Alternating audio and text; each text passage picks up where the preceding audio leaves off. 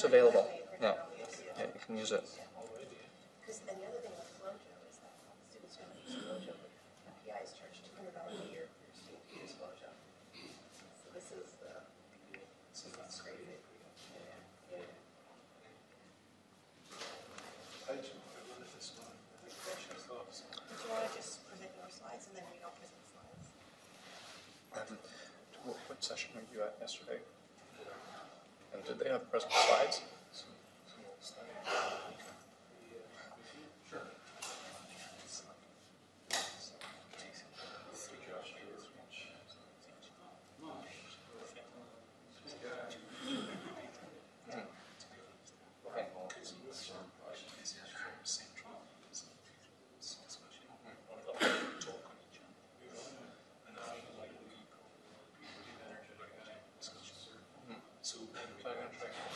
I agree. We do have like 20 slides in total, which is too much, but a bunch of those slides are final slides that we're at. So it's really, that's too interesting to see. If you guys want to do your own slides, though, I think that maybe that would be a good way of introducing yourself. So instead of doing an introduction at the beginning, maybe just introduce yourself and do some slides. Does that make sense?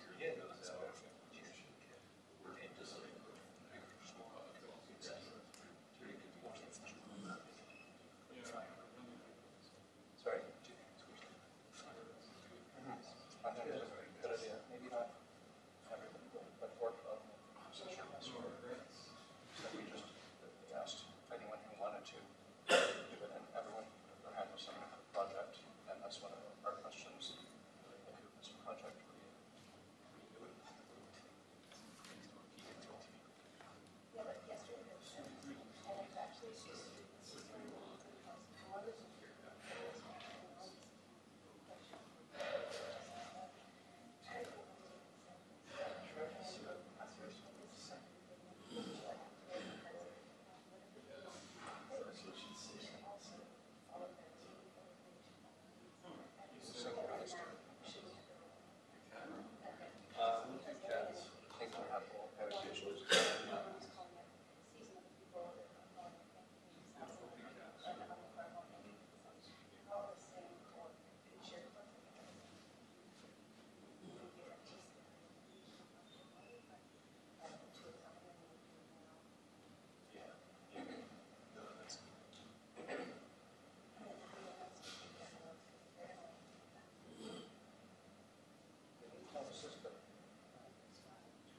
We have two scholars, Charlotte and Martin. Yeah, that's what they told me last night. Because after this session, we have to make some slides to present to start it.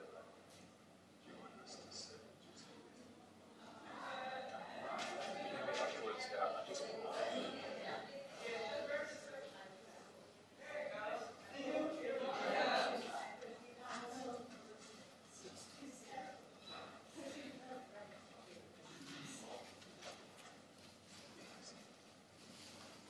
to change my.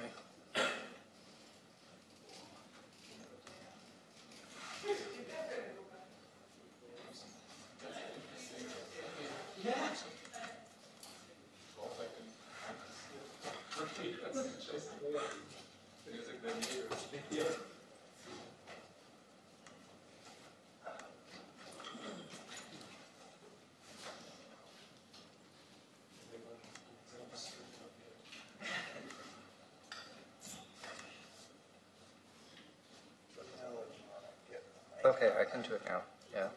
Did you want a battery as well? Yeah. So. You want to? We have 2 labs. So. Do you want to? The second one? we can just hold the mic. Yeah. There's Probably just need one. I'll just take it. One lab.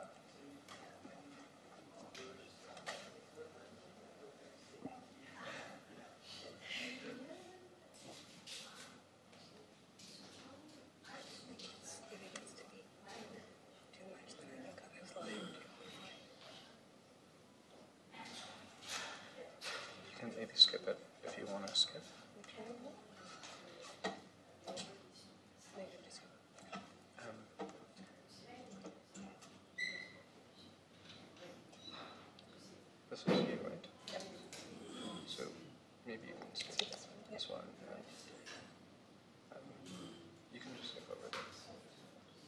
do you want me to delete it? Yeah. Because you might want to come back to it. Yep.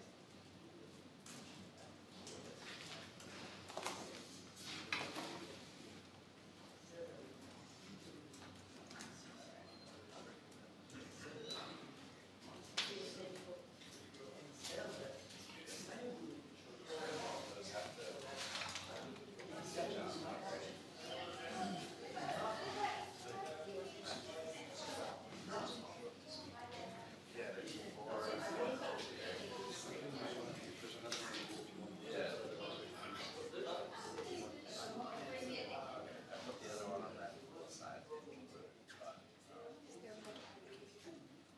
Yeah, the podium mic works as well. Okay, so that's perfect.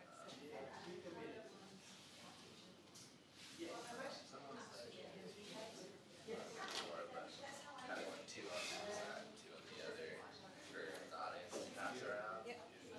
We can introduce Yeah, just kind of, yeah, whatever works for you.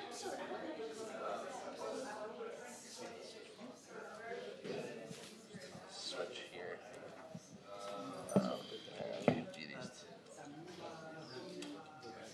I'm going to leave these right here. Yeah. It's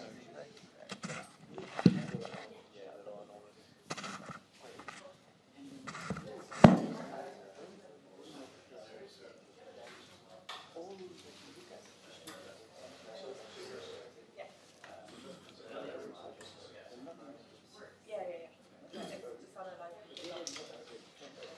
If anyone is speaking, they just introduce themselves. Yeah.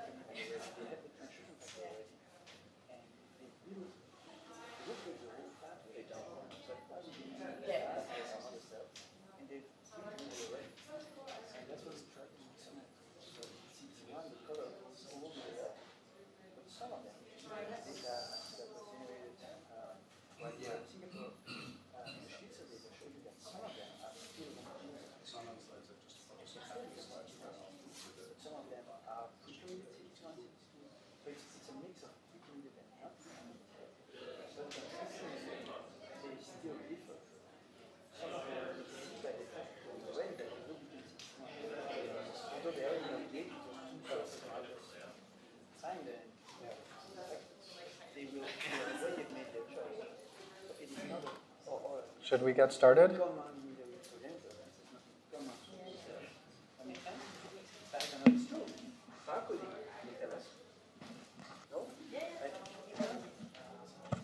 Oh, is that yours? Okay.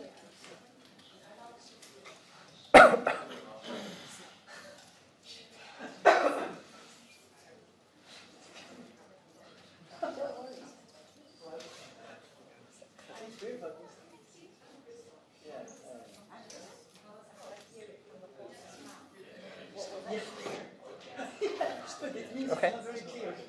Okay. Okay. Okay, we're going to get started. Okay, welcome to the liver session, everybody. The organizers are reminding everybody that this session will be broadcast online, and so by participating, you consent to this broadcast. There's also potentially remote participants that might join us, and there will be a chat. There's somebody managing the chat room. Yeah, so the questions might come from remote participants. And so while we're talking, anybody who's talking, please use a microphone that will be passed around to ensure that people online will be able to hear what we're saying. Okay, so we have 4 people here who are helping lead this session.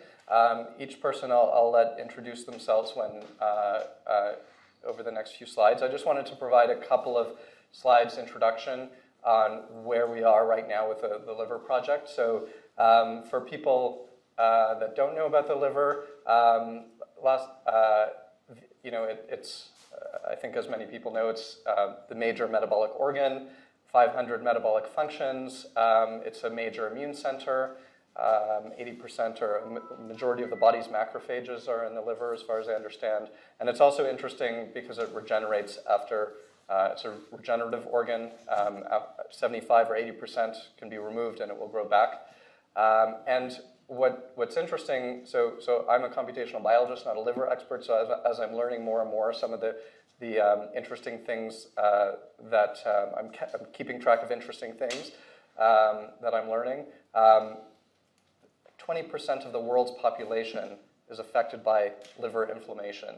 Non-alcoholic fatty liver disease supposedly affects 20% of the world's population, which is 1.7 billion people.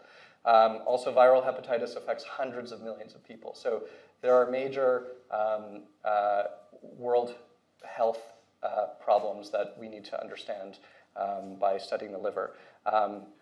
Another interesting thing is that the structure of the liver is, a lot of people, I think, one of the last HCA meetings, somebody mentioned that they just think of the liver as a big organ filled with hepatocytes.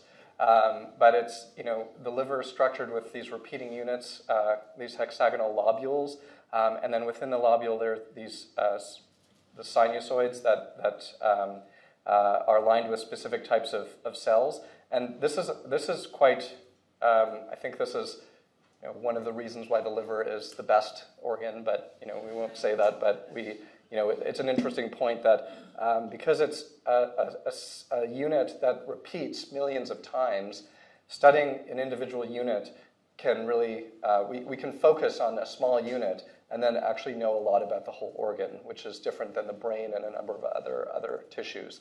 So there are a couple of maps that have been published in mouse. I won't go into the details of this, and also human. So that's great for the liver community.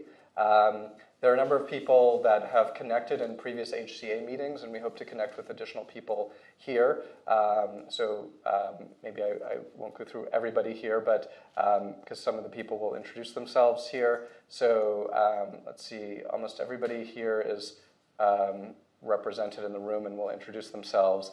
So I think that we'll hear about it. Okay, so do you want to go next? Just introduce yourself. Hi, I'm Sonia McParlin. I'm a liver immunologist from Toronto, and I'm part of the transplant program at Toronto General Research Institute. So what I wanted to kind of go into is a little bit of the challenges that we've encountered and some of the things that we might want to discuss today, including the handling and the sources of liver tissue and how we dissociate these based on our biological questions. So we have, in our program, we remove lobes of liver to look at the healthy microenvironment, but as we get into disease, we're dealing with smaller pieces of diseased tissue. So this is something we can discuss as a community. What's the best way for us to dissociate this tissue so that we can compare our maps across different platforms and across different geographical regions? The other thing that we're encountering is once we look at these tissues, how do we eliminate the contribution of blood so we can really look at what's tissue resident? And so we can discuss as a group how we'll address that. When we look at core biopsies, maybe we'll look using fine needle aspirates, and whether we're also going to co-sequence blood to exclude the blood contribution. Some of the other things we'll want to discuss maybe is where we should be sampling. Do we sample the disease site as well as the periphery? And do we have access to looking at additional lobes so that we can look at really if the liver has a different cellular makeup based on which part of the liver that we have access to? And again, one of the things we could discuss is when to sample. Do we just sample early in disease, late in disease? What we decide as a group. And then some of the things that we've seen based on our biological questions is sample processing can affect some of the cell outputs. So if we're looking at very, very fragile cells, these are sometimes more impacted by dissociation. But we've had some information from the group that there are some populations that are very hardy within the liver and that can be resistant to freezing and thawing. So this is something that is very interesting for us to share as a group. And then the other thing we might want to discuss is how do we link our single-cell RNA-seq to function, to histology, and what are some of the ways that we can do this to help annotate these different populations, whether we can use immunohistochemistry, whether we can use different types of functional assays. So this is something we can discuss as a group.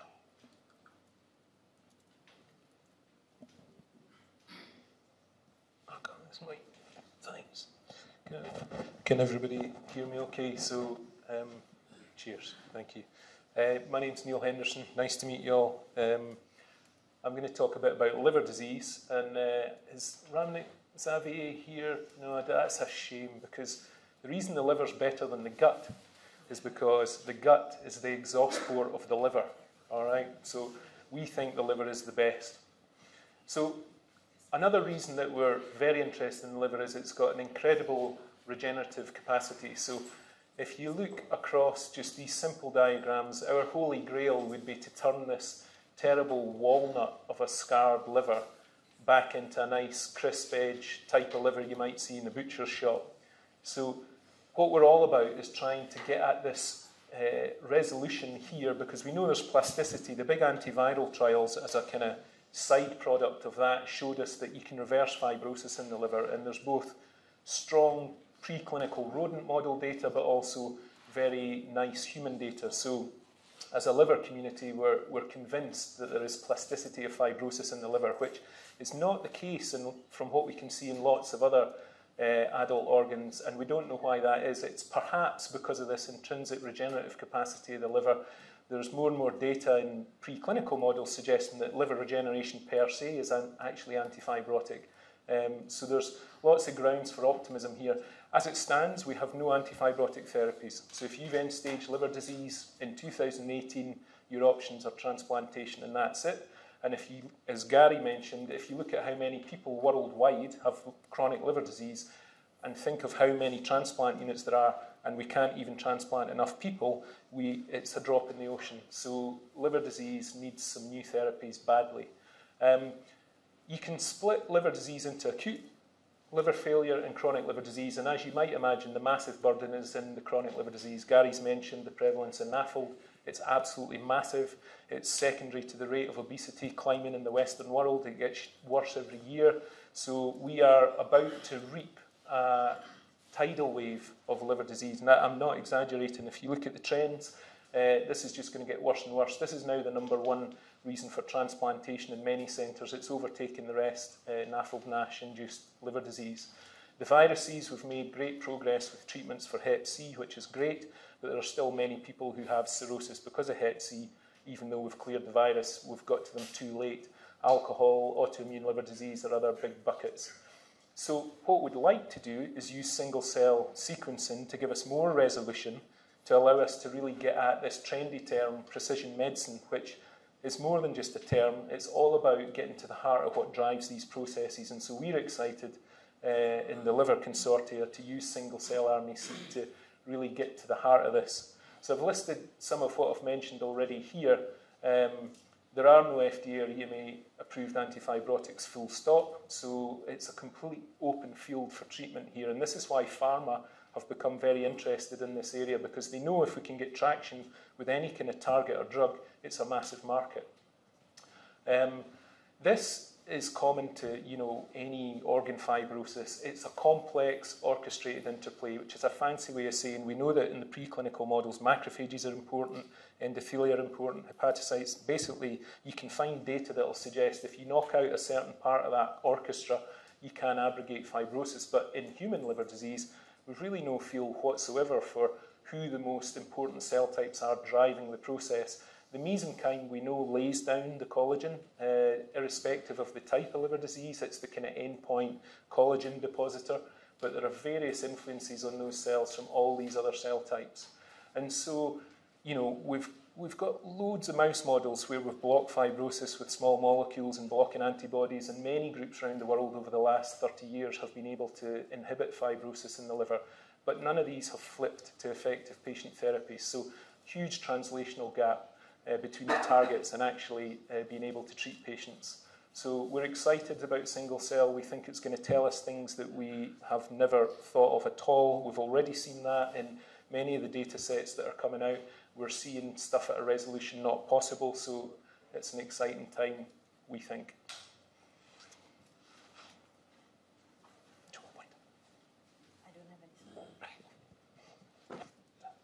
Hi everyone, my name is Musa Hanifa. I'm based in Newcastle, and I'm going to give a little bit of background on development, but also I think to try and sort of start everybody participating a bit more. So in terms of the introduction that's been given so far, we've talked about how the liver is actually a metabolic organ in adult life, but it starts off playing a very different role in during development. The liver was basically a major hematopoietic site, basically giving rise to all the kind of like needs for oxygen transport, generating red blood cells, and also the developing immune system.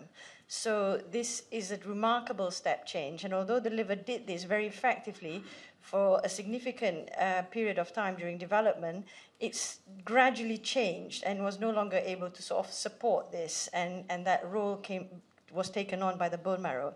So this transition is an important phase during development, and also whatever that was sort of made in the fetal liver was also significant in terms of some of the diseases that may not necessarily be related to the liver itself, and that's in looking at childhood anemia, childhood leukemias, and so on and so forth. So there's a great interest in this organ that transcends its kind of current adult role. And obviously, as Neil mentioned, the regenerative potential and the developing liver is extremely capable of growth and regeneration. So understanding how this is occurring, not just of the hepatocytes themselves, but also the immune counterparts within the liver will be significant. So what we can see here with every organ, and it's a point that was alluded to yesterday towards the end of the discussion led by Chloe Villani in the immune discussion, is how the focus on individual organs will also be relevant to the sort of analysis of the immune system, and vice versa. The analysis of the immune system itself will play a significant role in the analysis of the organ, because we will then have a better understanding of what are transient circulating peripheral blood cells that may be found in the liver at any one snapshot time, but also which are the resident cells, and how we can actually work together in terms of complementing the sampling strategy so we adequately capture all the different cell types. Because it was already highlighted earlier by Sonia about how different dissociation methods will affect the sampling of particular cell types, and all of these additional considerations that we need to account for. And one of the things that I found very helpful when I was in the immune session yesterday was having, and Sonia was there as well, was having people here, and also those who are dialing in or watching this from outside, to actually say what they're involved in, and to have a wider audience participation so we can understand the projects that different people are interested in, and that can form part of the discussion. Okay, sure. So Gary's got one more slide, and then we can do that. So I won't say any more about development. Okay, so I forgot to introduce myself. I'm Gary Bader from the University of Toronto, so I'm a computational biologist, and one additional topic to discuss today is computational challenges that might be specific for the liver. Some of these might be fairly general across all maps, but one thing that's been very clear already from the initial liver maps is how we deal with variation in the samples that are coming. Hepatocytes have so far seemed to be different from different people. Immune cells might be similar between different people, and then there's a lot of important effects of sex and age, as was mentioned as well. Because the liver is a repeating unit, it's going to be very interesting to see if we can develop methods that really understand the repeating unit and put it together into a full map, including spatial and genomic information. So is that going to be possible? That's one of the questions that we have. So is the repeating unit going to be the same across the whole liver? Obviously, mapping development over time is an important challenge. Identifying rare cell populations, and also, I guess one of the things that's important in the liver that I didn't mention here is the gradients. So in the lobule, there's zones of function that Itzkovitz lab, for instance, has shown that there's different gene expression patterns within a cell type that changes over the gradient. And so you can actually identify where a cell is based on its gene expression patterns. So understanding not just cells, but communities of cells and motifs composed of multiple cells types that form a physiological structure like a gradient that's important is something we're going to have to think about. So not just not just populations of individual cells, but how the cells work together to form important components. Okay, so we thought we'd ask everybody here to briefly introduce themselves. If you could also say if you're working on a liver project, if you could talk about that briefly, mention, just introduce it. And we'd like to capture all the liver projects that everybody's working on. So when we report back to the main group, we can say, for instance, how many liver projects we have, and also it's of general interest to the community. So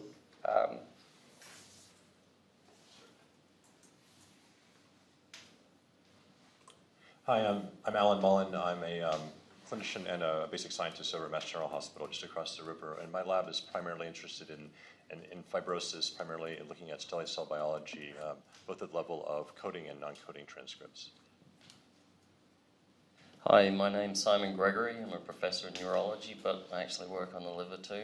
I'm collaborating with Animate Deal at Duke University, and we're looking at animal models in preparation for looking at human biopsy samples for doing single cell. I'm really interested to see how the protocols shake out, because we've been looking at cold protease dissociation. But, and I looked through the points that we were intending to discuss. I'd also like to hear about analysis of ploidy and being able to handle multinucleate cells, which obviously has an impact on whether you look at cellular or nuclear expression. So I really appreciate your thoughts about how to handle that. I'm sorry, what disease are you studying? NAFL. Adi Rahman from Mount Sinai, New York. I'm the Director of Technology for the Immune Monitoring Center there, so we work on a pretty broad range of things, but in the context of liver, our primary focus is on the immune cells, and we're looking at immune infiltration in the setting of liver cancers of both viral and non-viral etiology, and comparing that to adjacent immune infiltration in the non-involved tissue. Adi, can I ask you a question? Yep. In the proposed plan to study the immune cells, would you be really pulling out or enriching for so one of the things I'm curious about is the digestion protocols, because we use Percol to essentially focus on the immune cells, and we've had we've tried attempts of including more stuff in there, and we find that there's a pretty significant degradation of the quality of the immune cells when we have all the other. We call it junk. I know you guys call it like data, but Can I add something? Yeah. His protocols and these protocols and Murad's protocols to isolate immune cells out of tissue, in terms of the resulting quality of the data, are the best I've seen across many labs. Thank you, Dana. You've got an endorsement there. Hi everyone, this is Zhou Chun from BGI, China. Actually, I'm not liver people. I'm more focused on the embryonic development research and pay special attention to the mesenchymal cells. Thank you.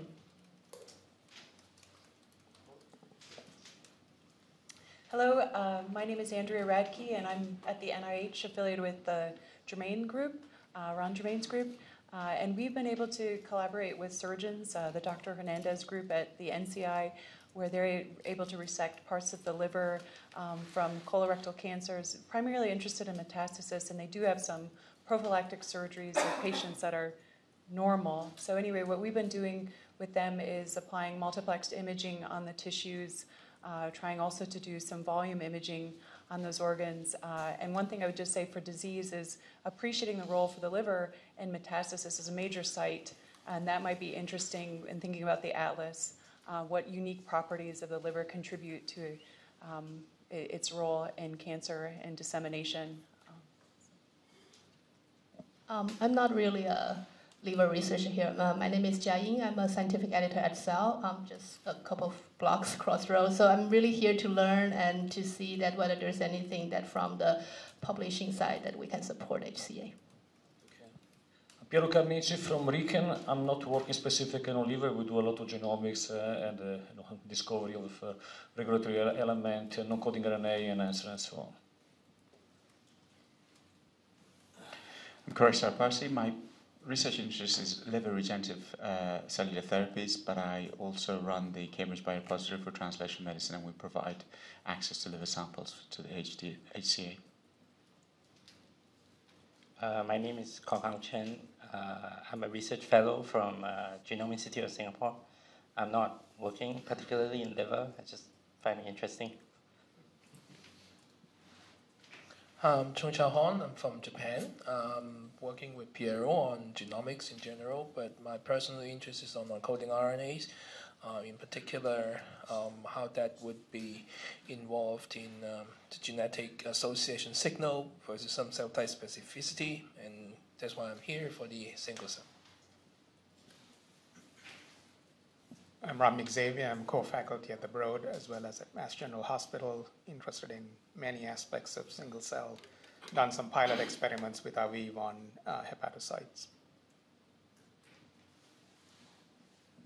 Andrew Farmer, I'm the head of research for Takara Bio, USA. We're obviously interested in developing kits for NGS applications. We also actually have quite a lot of experience in developing hepatocytes from IPS lines.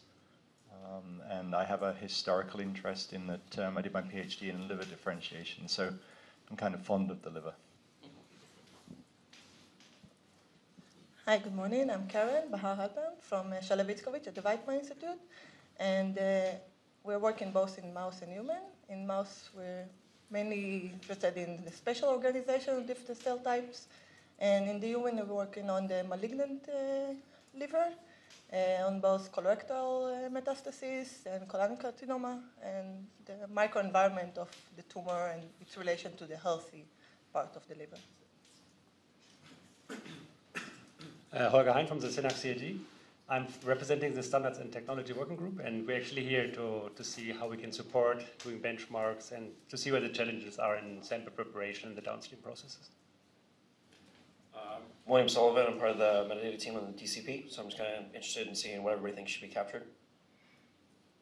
I'm Bertrand Young from BioLegend. We've been building our site-seq antibody catalog for several months, and I know some of you are using them already, so if you guys need anything from us, just let us know.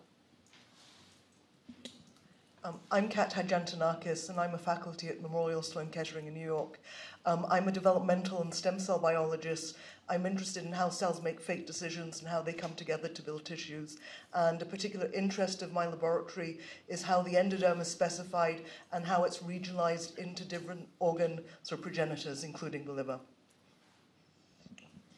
I'm Donna Peer, also from Sloan Kettering Institute. I'm here largely with my hat as the head of the computational working group, and I'm here both to hear some of the problems and challenges that you'd need solved computationally to galvanize the entire computational community to sort of solve these challenges, as well as to sort of share and relay computational solutions across the tissue atlases. So this is all part of the consortium.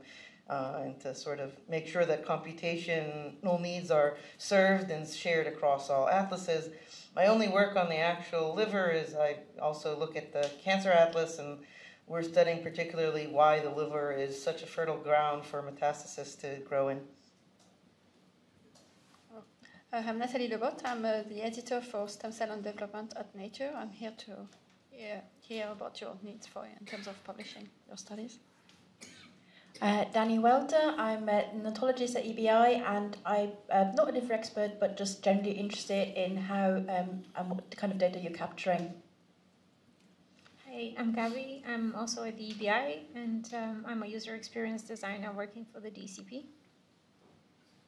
I'm Chris. I'm with the Data Coordination Platform, Data Wrangler. So here to meet your needs.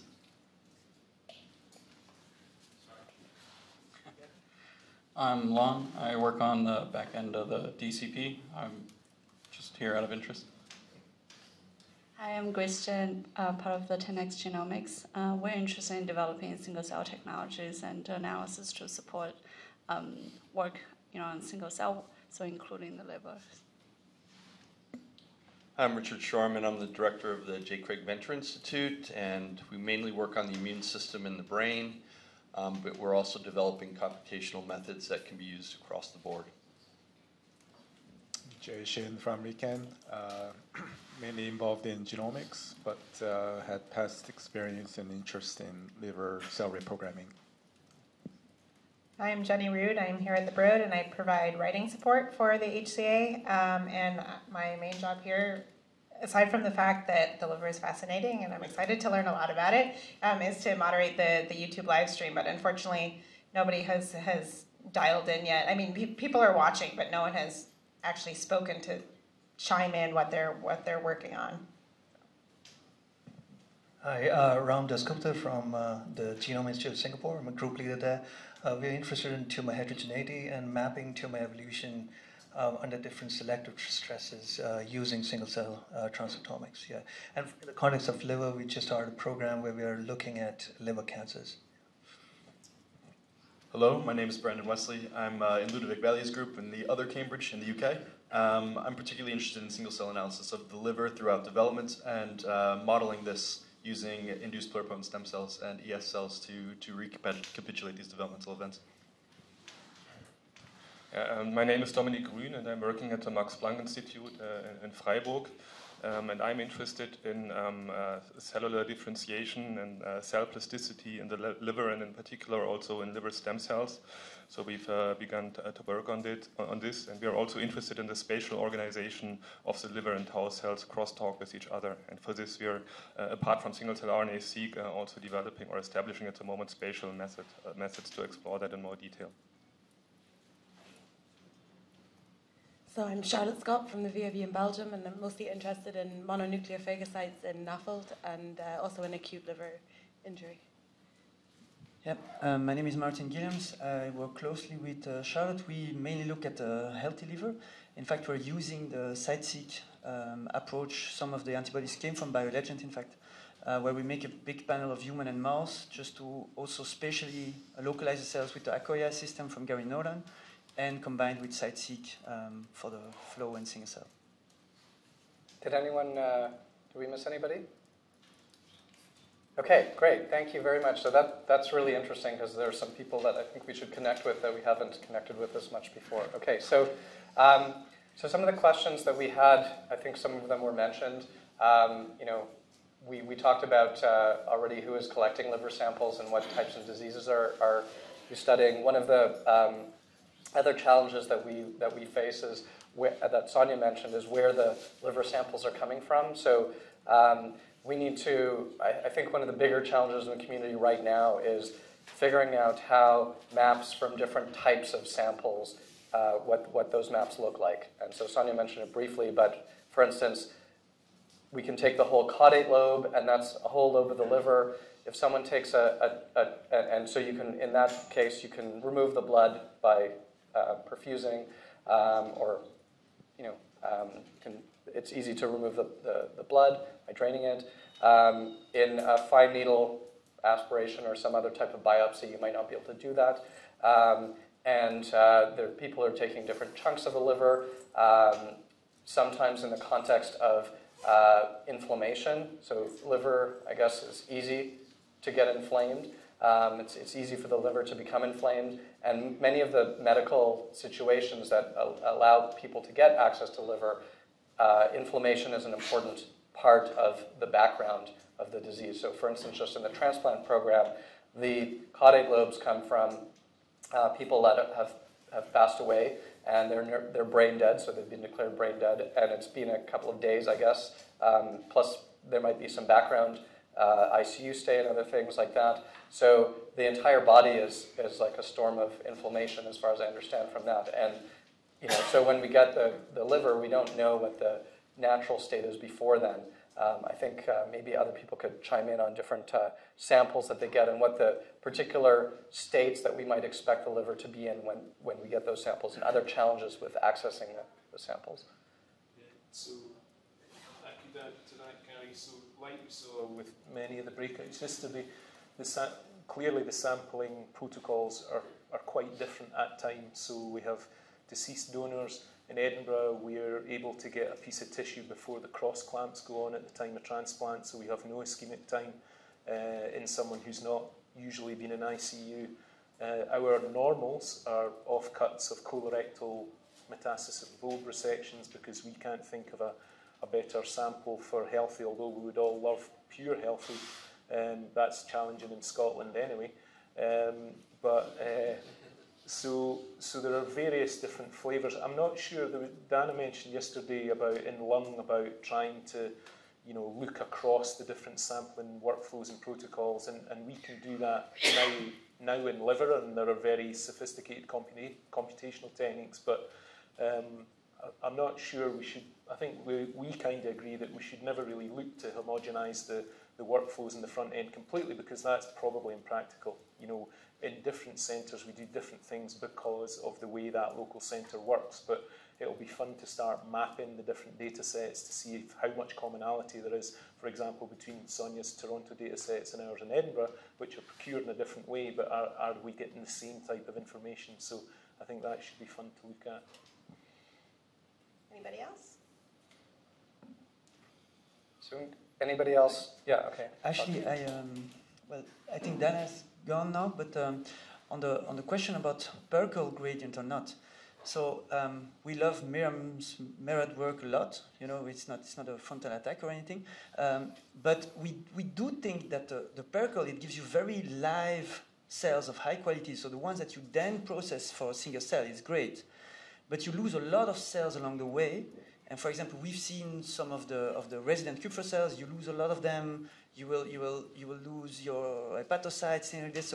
So if you want to look at some immune cells, first you may lose some of them. But that may actually be quite okay.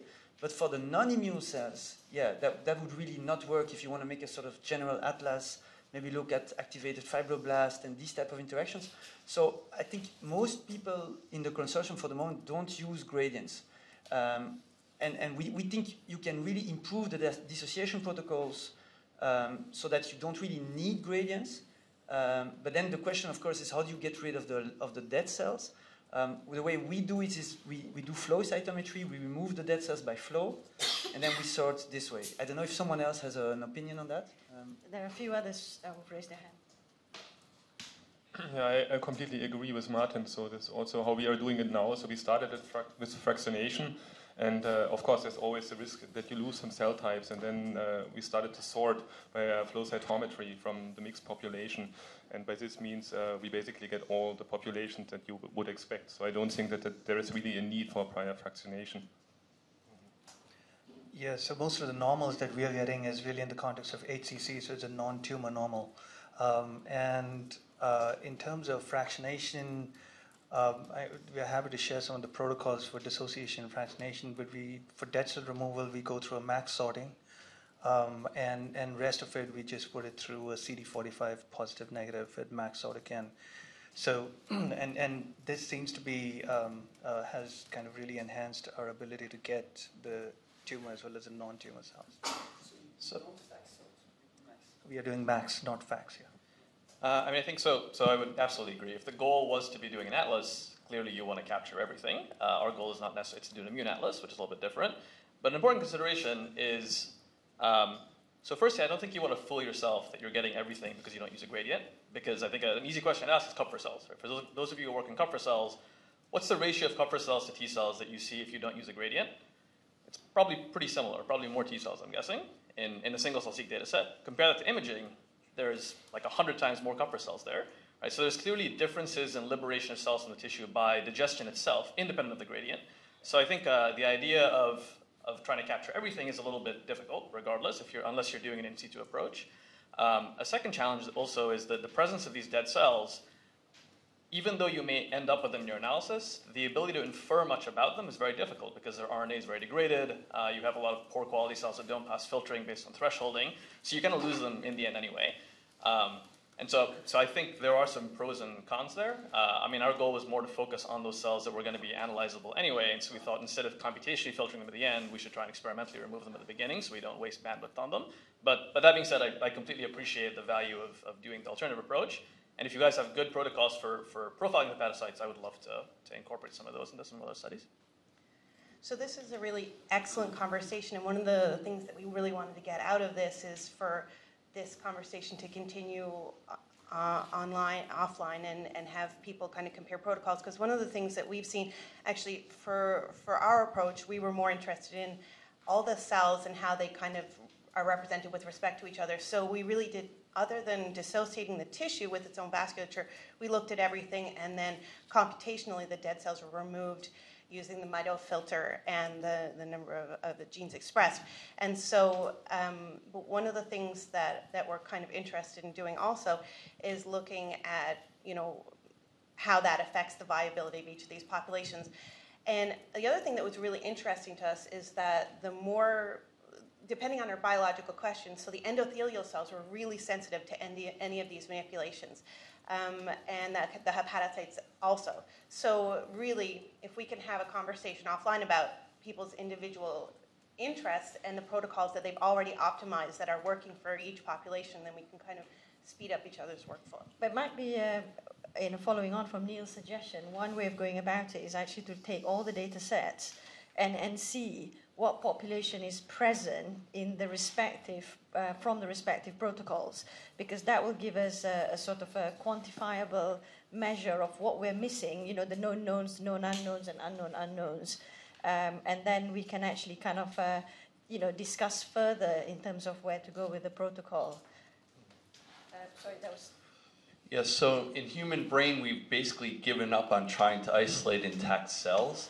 And so now our protocols are all about nuclei RNA sequencing. So I'm curious if anybody in the liver community has also looked to see if nuclei might be an alternative approach. Yeah, so it's funny you say that, because my impression is more people in the liver community we are awaiting some data sets on pure nuke-seq just to compare, because we have a nice rich data set of whole cell. So we're going to obviously compare genes per nuclei versus per cell, but also, as you're maybe alluding to, some of the tough guys in our world, like hepatocytes, which are always more fragile. And coming back to your point about hepatocytes, and I know it doesn't give us nuclear number, I think nuke-seq could be really useful in this setting as well. Is there anyone from Aviv's group here? I know they're doing nuke-seq on liver, and they have a platform that's... And I think a few people have done nuke-seq maps. I don't know if anyone is ready to talk about it, but I was just curious if the assays working group has a compilation of any of the protocols already assembled, or if that's something that we're hoping to get out of this meeting. So I think that several groups have put them up on protocols.io, and I know there's more to come. Yep, and there's more to come. So yeah. So one of the things I would love to report back to the main group is how many protocols we could decide to share at this meeting as a report of progress. So how many people are going to share a protocol on protocols.io? So 1, 2, 3, 4, 5, 6, 7. You've already done it already. 8, 9. Okay, 10. Okay, so I think that's amazing. If we could, even in the next, if somebody could do that soon, if people can do that soon, then do it in the next week or something. I think that we can report back to the HCA that says, look at this community, it's really active. 10 protocols were posted on protocols.io after this session. That would be very valuable for this. So I think it's excellent that there will be sharing of protocols, but how about practicality of consensus, and will there be some SOP that there's a community that we should follow, or are we going kind of agnostic to which SOP and use metadata to correct this computationally? I think this is something that probably time will tell, right? As we start comparing our data sets, and there is now some data sets around, we will learn what we miss with each of the respective techniques. And I hope that something will crystallize, so an SOP that works for everyone. Or maybe not necessarily for everyone, but like standard practices. So I would like to add that based on our experience with normalization, and the AWG has been looking really into normalization, we see that it's really, really important to work with as standardized protocols as possible. So yes, you can sort of normalize, yes, there's been progress, but it's a real cost. So I think it's very important that we spend time to actually get the best protocol and not converge on a suboptimal protocol too quickly. I don't think a single protocol is going to do justice to all the different cell types, so we are going to have to deal with a couple of protocols, but to limit I prefer this one and that, I prefer this one just so because I developed this one, and when there's no need and when there's true redundancy that really captures similarly the same types of cells, the community should reach a consensus and a decision so that the bulk of the data will be collected with sort of consensus protocol as a community, and that would make a huge benefit to the integration of all the data across the labs, leading to a much higher atlas for everyone. The protocols.io can also be kind of like a public, but also kind of like localized to the liver group. And in that same way, maybe the data sets could be shared within the group if there was a sort of, people are not ready to share it with everyone just yet, to speed up the process of kind of establishing, what are the best protocols for whatever cell types. Maybe that's something we could think about. As an incentive, I think we could get together and actually write papers about these things. For instance, there could be a paper about comparing the data sets that come from each protocol and which cell types which protocols are better at. Comparing, I think a separate thing later would be compare single cell with nuke-seq. That would be very valuable. So that's already a paper we could think about collaboratively working on. That's a paper that would only work by people coming together. And so I think there's an incentive for us to come together to do that.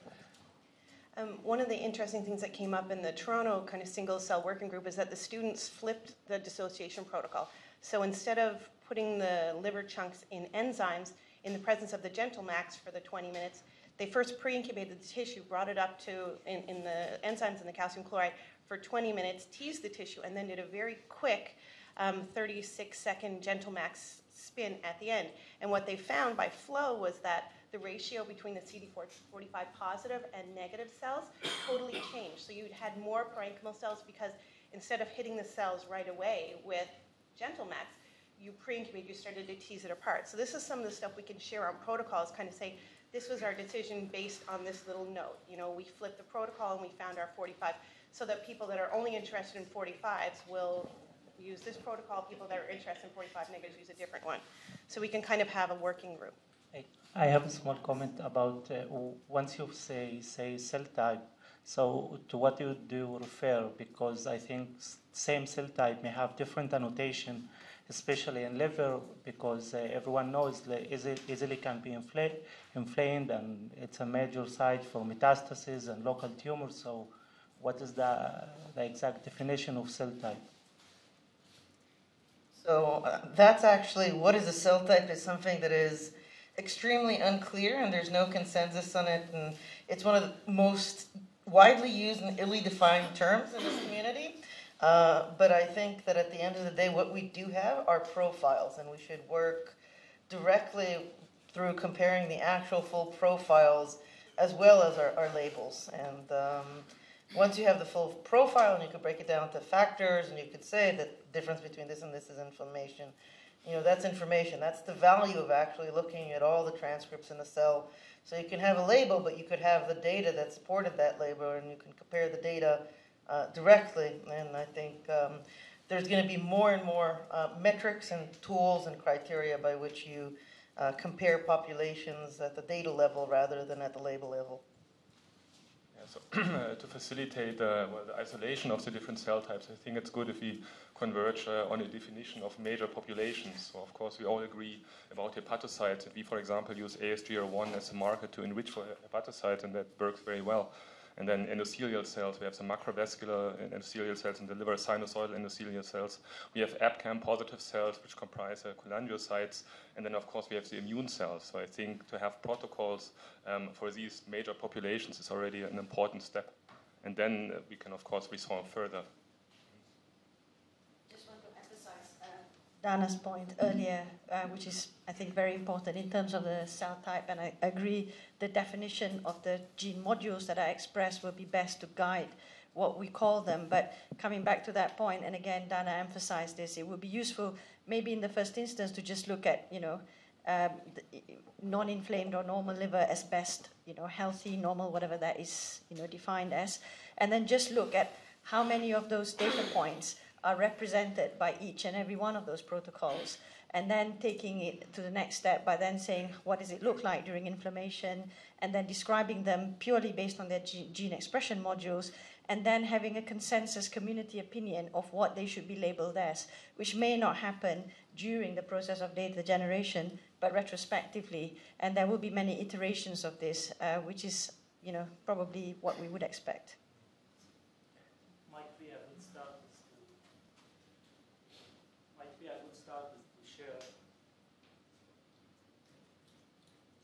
good start is to share each one's healthy liver data set as because each one think there's no healthy liver, no one can dissect a healthy people. So basically correlate a healthy side or whatever it is, just a basic cell, a cell atlas of the healthy liver, depending on the context, on the methodology used in the field, and then compare it to different inflammations or whatever disease. Yeah, that sounds a good approach. This maybe goes a bit too far at the moment, but I think we should also then think about how we can compare that to systems that allow us to maybe do some follow-up study on the populations. So what we are, for example, doing is comparing that to organoids or to xenograft models, and there we see very interesting differences. So I think in that regard we should also think about how to model our populations. No, absolutely. I mean, there are kind of several tiers of how we're going to go about it. In the first place is the profiling and what the transcriptome tells, and then subsequently kind of dissecting their functions further, and then iteratively looking at what we should be calling the cells. Martin? No, I was just going to say on the concept that everybody has a bit different healthy samples and everybody has a bit of a different protocol. In fact, what Gary said before would be a good idea. Multiple people are trying to make their paper on their favorite cell and they zoom in on some things good. But all of those healthy data sets actually could be combined in a sort of master paper afterwards, where we don't care about authorships anymore. We put one big list of a lot of names, and we just compare the protocols, see what cells are like this, and it would really be very useful for the community. And it would be a way to okay, we all know we need our papers for our grants and stuff for the moment, but maybe a year from now, when all of it starts to come out, it would actually be a good exercise and actually a very valuable data set.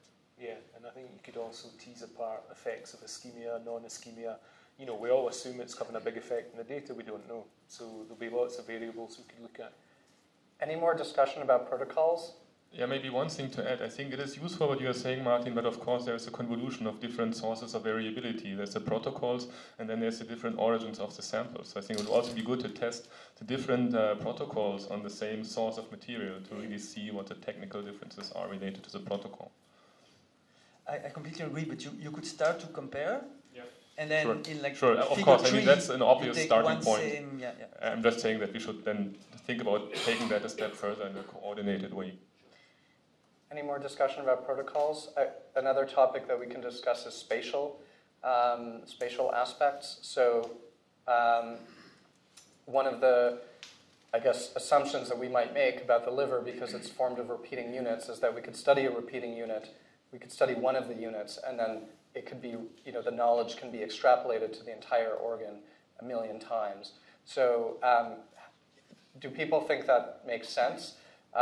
Do we have to sample different geographic regions of the tissue to better understand that, or do we already know that that's true or not true? I've heard that there's certain parts of the liver that might preferentially be affected by disease, so there might be some knowledge in the community that there is some differences in different parts of the liver, but...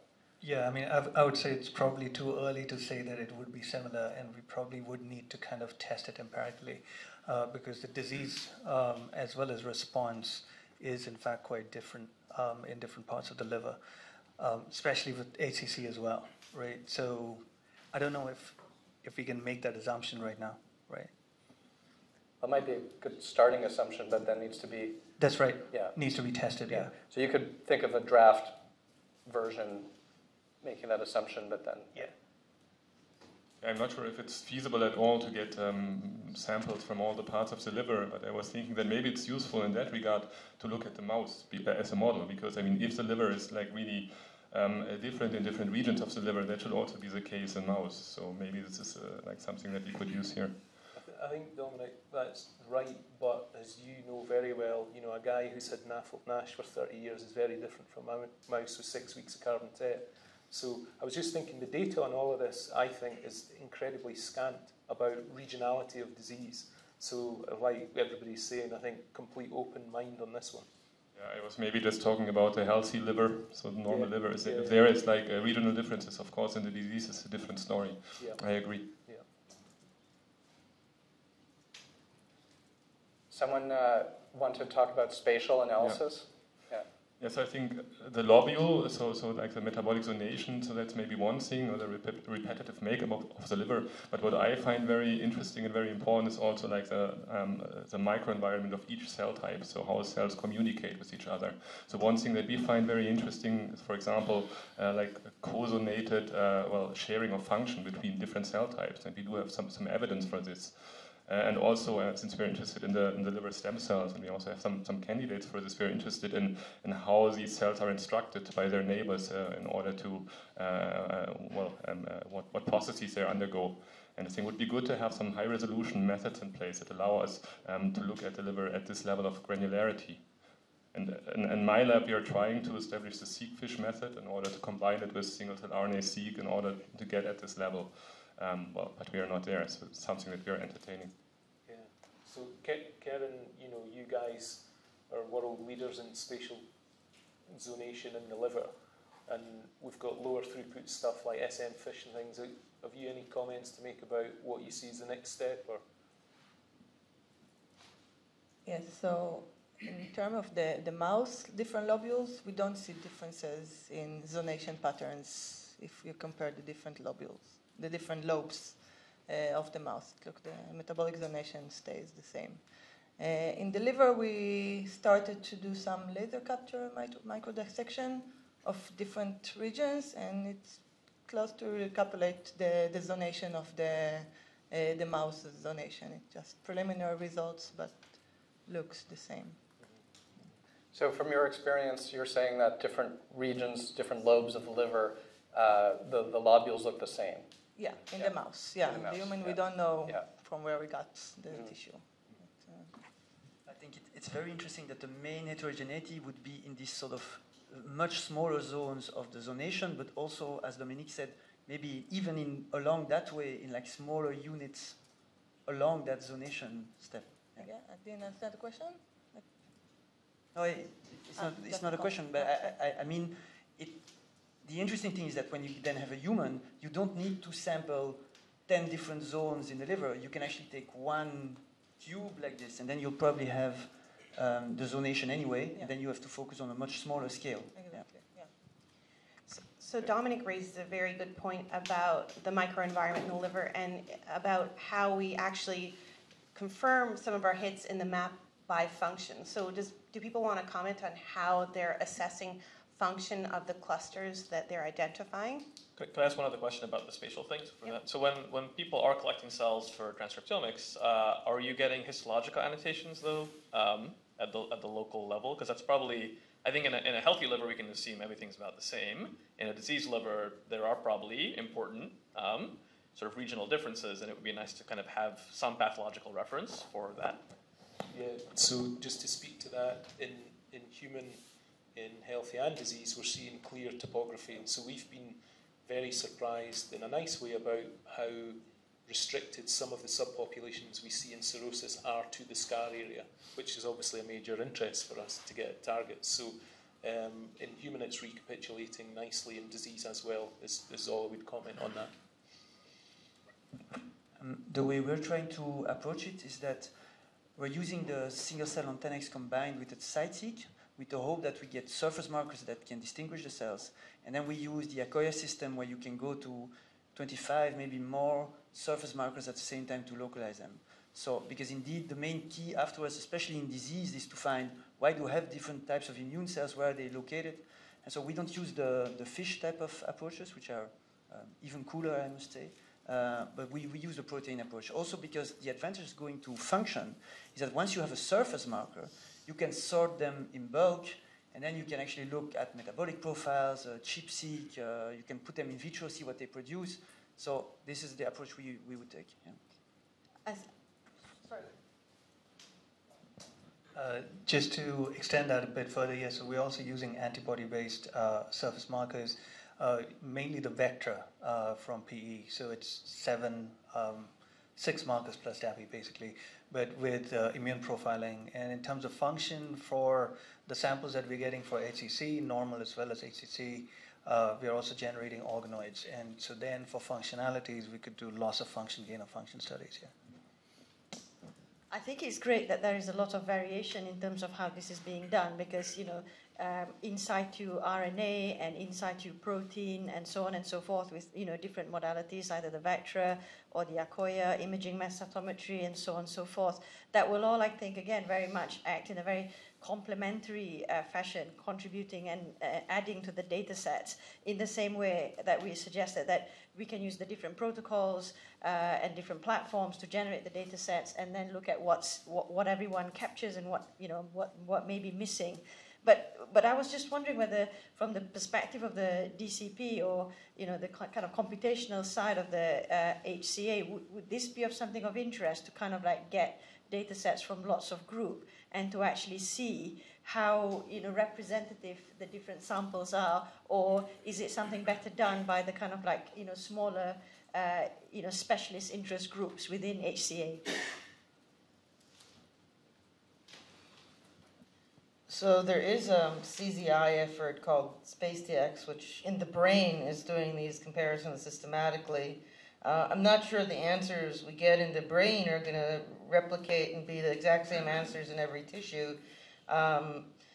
Again, the AWG doesn't do the analysis. It sort of helps facilitate, connect, be a sort of a central hub. So I think the best thing for this community is to identify interested people, and we can help identify interested people if there's no one in the room. I see some people nodding their interest right now, and actually get some of the metrics and the methods and even the Python notebooks and codes that the SpaceTX has been using for their comparisons and apply similar comparisons to the liver. That's notwithstanding that we can invent our own comparisons, but actually having a large consortium of people who have spent a few years thinking about how do we compare, including building robust code for that. I would just port all their metrics and code, apply it to our data sets here, and if new ideas come up, that would be great as well, but it would be a step up in the right direction rather than start from scratch. Dominic, I think, is nodding and volunteers to do the analysis. Yeah, exactly. So I think it's a great idea to use the tools that you guys put together. And I'm not involved. I'm just... Well, the SpaceTX team, that's what I mean. And then apply it. And eventually, I think we have to do the comparison because, again, we have to say what is really maybe a biological or an interpatient difference and what is a technical difference. And for that, we perhaps need also the expertise of the different cell populations in there. But that sounds like a very, very excellent approach to this.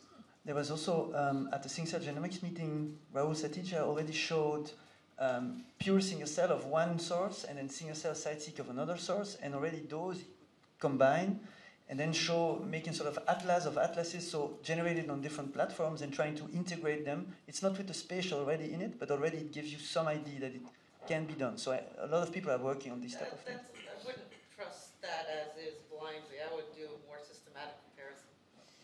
Okay. But I think this is another way of kind of like starting with this. We can actually build it up because you can then use those data sets to then work out what are the best discriminatory surface markers, particularly with the site-seq data and so on and so forth. And then actually for the community to come to a consensus, perhaps gating strategy, because that's quite important. As you all know, different people will want to do things slightly differently. But I think once we've formulated what are the best combination of surface markers, how to pull those cells, and if we sequence those cells and actually verify their identity transcriptionally, that they fit with whatever that had been identified, sort of ab initio or whatever, and then you can have a better handle or sort of more solid protocols for subsequent functional analysis. So again, this is kind of like a series of steps that the liver group could actually be taking on. One small comment on how we do it in the lab, in the Escovitch lab. We still think that the pathologist information that they gather along the years are still important for us. So dedicated to microscopy and laser capture with some, known axis, whatever what you can call it, tumor to healthy or lobule central to portal axis, whatever starting axis you have. Once you collect the samples, I think developing computational tools that can think about different imaginary axes in this, like first axis, will help us understanding the liver zonation much better, like in special context, because combining the images is important at the very beginning. Once you have the XY coordinates of the tissue, you have the first data set, and from this, the entire genome transcriptome you can deduce again in new different pathways or zonations, different than the one you started with. Yeah, I think just to further that, I think the other thing that everybody is aware of, but I think we've got a paradigm tissue for zonation. You guys have shown beautifully in a couple of lineages, and I think we should really make a virtue of it's so spatially clearly laid out, both endothelial as spectrum, you've hepatocytes in distinct zones. So I think as a community we should really try and be on the edge of spatial transcriptomics, because I personally think it's a beautiful tissue to study that.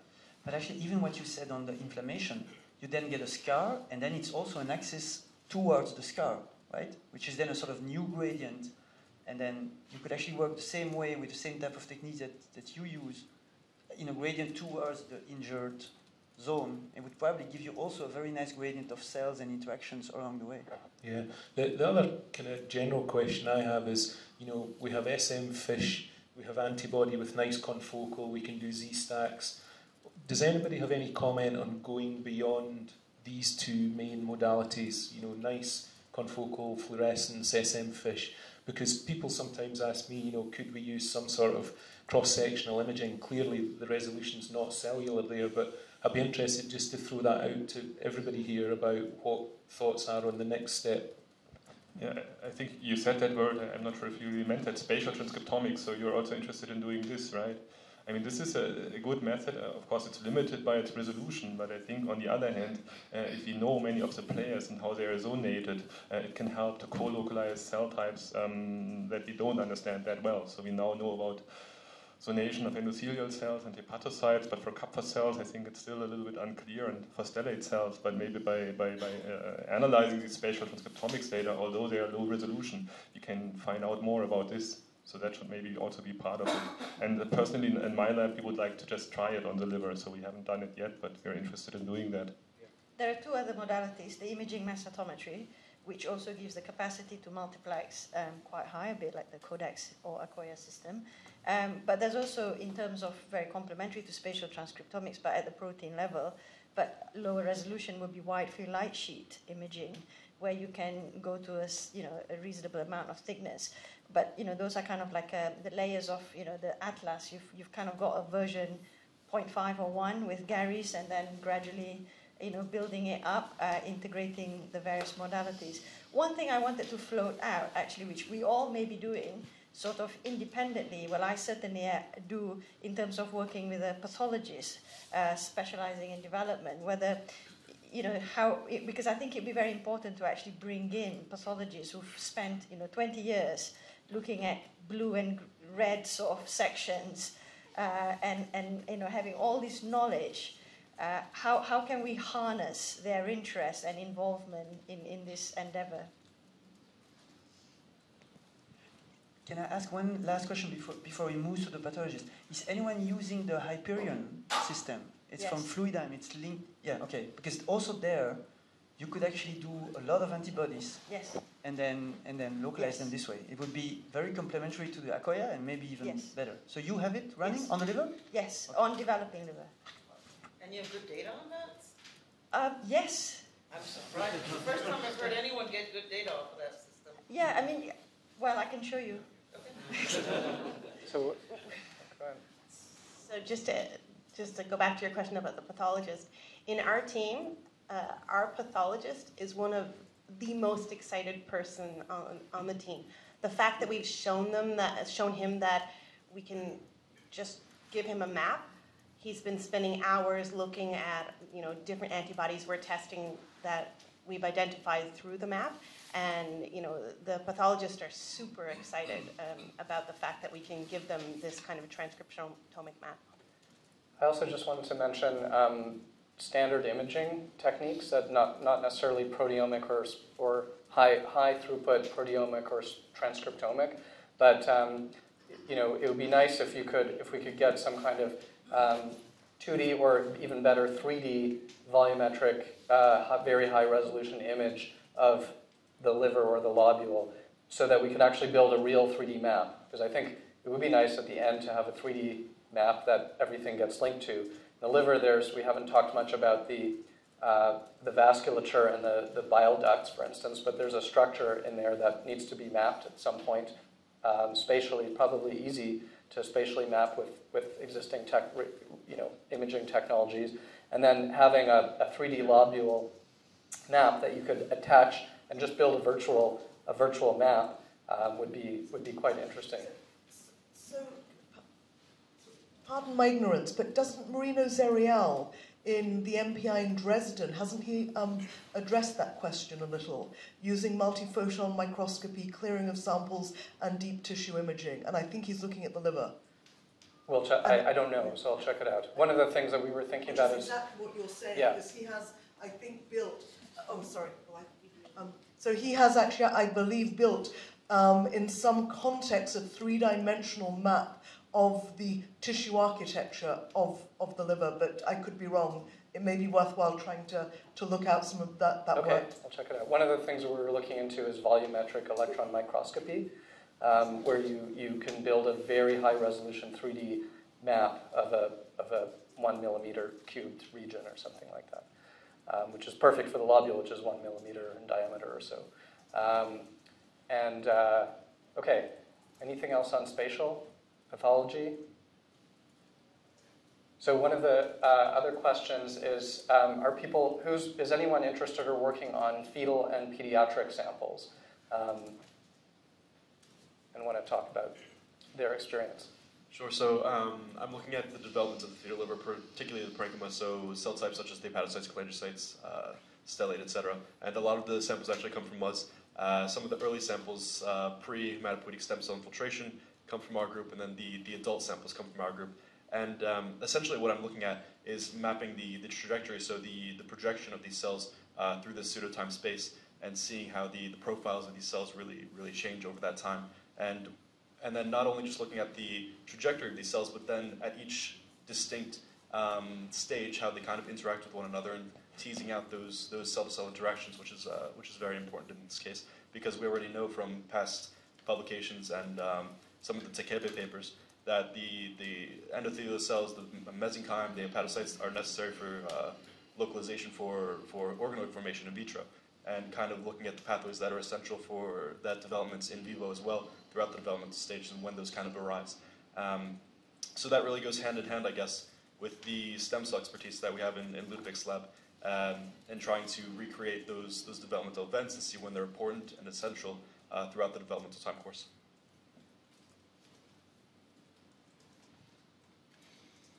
I mean, we've done work on the developing liver. We've collected all the cells, and we've primarily focused our analysis on the developing blood and immune system. Is anyone working on pediatric samples or connecting with pediatric groups? Okay. So we've connected with some pediatric groups at Sick Kids, and they have children that are transplanted for metabolic syndrome, and so their liver is otherwise fairly normal, and so they have about 4 of these explants a year. So we're doing an REB now to have access to that. So that might be an interesting way also to kind of confirm what you found in mouse, that you can sample multiple areas of a liver and see that actually it's a fairly homogeneous. Okay. And another question that has come up is, if we're interested in disease and we're building this map, how can we use the map to help us understand disease? And in particular, some other maps, like the kidney map, has found that disease genes are highly localized in expression space to specific cell types. So diseases might be very cell type oriented. So how much do we know about that in the liver currently? And maybe we could discuss ways of thinking about that. But it's not that complicated an idea, but it'd be interesting to know what people have thought about that and know about it. I think that's an excellent idea to do that in a cell type focused way. And as we have all interests in partially non-overlapping cell types, I think can be organized this way. So our personal interest, for example, is study non-alcoholic fatty liver disease over time, like steatosis and fibrosis, cirrhosis, actually, and then look into the cholangiocyte and the stem cell compartment to just see what happens to these cells specifically. And if people do that with different cell types, would be beneficial to then combine the different data to see how these cells potentially interact with each other during this disease. I was also wondering about throwing out, in terms of disease priority to the wider community, we've mentioned NAFLD, hepatitis, hepatocellular carcinoma, metastasis, fibrosis. Are these the sort of diseases that we should be focusing on, or are there other areas, or perhaps more niche areas that we are overlooking? And this will be really useful to find out so that we can capture the wider, broader interest and try to sort of have a framework of how we should go about incorporating disease analysis into the Atlas efforts. Yeah, and I would add to that. So if we talk about parenchymal fibrosis, NAFLD, alcohol, massive health problem worldwide, is anybody studying biliary cholangiopathies and biliary fibrosis specifically? Is anybody interested in that? I should probably mention the Oxford effort, which is kind of part of the UK Wellcome-funded HCA, and there is, there's some program which is between Holm Oleg and Paul Klenneman studying this. So I guess I'm on YouTube, and so Paul announced this, but Yeah. How many people are studying NAFLD out of interest? NAFLD NASH. How many NAFLD NASH people? Yeah, quite a few.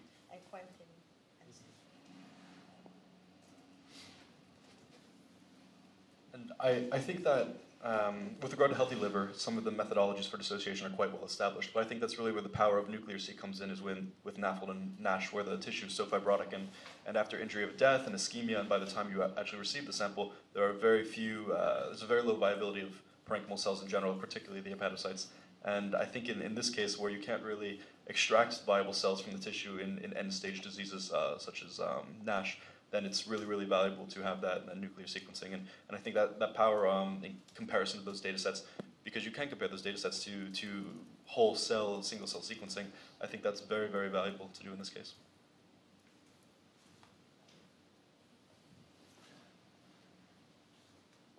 So that's a good point. I want to come back to the fact we seem to be skipping over the multinucleate state of these cells. So we run the single cell core out of my group at Duke, and we've tried, successfully tried brain tissue and even frozen GBMs for NucSeq, and it seems to work well, and the data looks great. But when we try hepatocytes, I'm really concerned about the statistical analysis and how. So do you come up with some sort of NucSeq type approach where you're labeling nuclei from individual cells first, and then trying to associate what the different levels of nuclear expression are within a cell, and what the variability is, and like I said before, how you normalize and how you treat those sorts of data, because my understanding is, and I'm not a hepatologist, is that the nuclei within the same cell can be doing different things, so it's not everyone singing to the same tune sort of thing. So how you go about analyzing those data. So for people that don't know, hepatocytes can have 2 nuclei, or maybe more, 4, and I don't know how much more than that, but it's a big challenge for and some other cells might be able to have more than one nuclei in the liver. So I completely understand the problem if you have 4 nuclei in one cell, but what was your solution to that? You would hash the 4 nuclei, but how do you hash the 4 of one cell compared to the 4 of another cell? You would need to hash them per cell, right? So we need to put them in a well, hash them, and then mix them back. Okay, So, just so we're clear. So this is probably a problem not just in the liver, because the cardiac myocytes can also form syncytia and such like. So it's a broader, context, broader problem than just liver specific. I think I've thought about a little bit about this, and what one can do is you can do nuclear labeling and then use a linear log scale and isolate the kind of like single cell, diploid, multiploid, polyploid nuclei, and then do the sequencing of all the cells that fall into each individual well. So a bit like a SmartSeq 2 or whatever. Yeah, so it works. So we have done that back in the days, and when I was in Alexander's lab still, that was mouse, but there it worked. So based on the DNA content and the size, we could isolate the different ploidies. But you didn't see major differences back then, but maybe you didn't look well enough. So we've been isolating cells which are multinucleated giant cells, not from kind of liver, but like giant cells that accumulate from pathology in granulomas. So we've used that same strategy, but we haven't kind of completed the transcriptome analysis to actually. And presumably, Dominic, you were obviously measuring ploidy, but you would not have information on nuclear number per hepatocyte.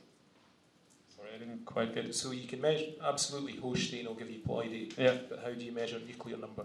Well, no, that we couldn't measure. No. You can measure it from the FACS, because it will be double the dye.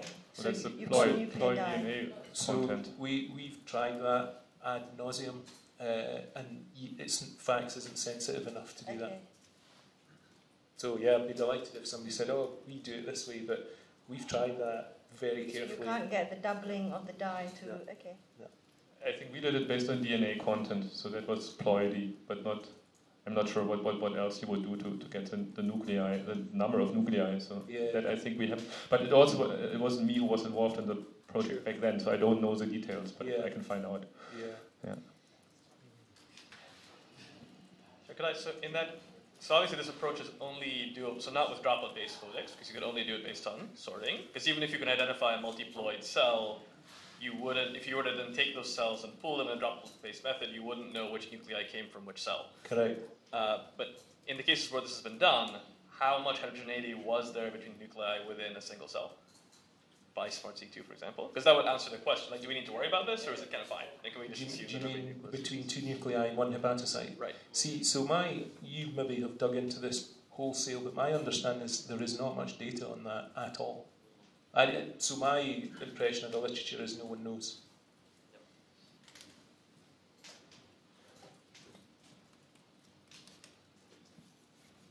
From our experience in imaging, we don't see more than maybe 3 nuclei per cell, and like very rare. I don't know, usually you see up to 2.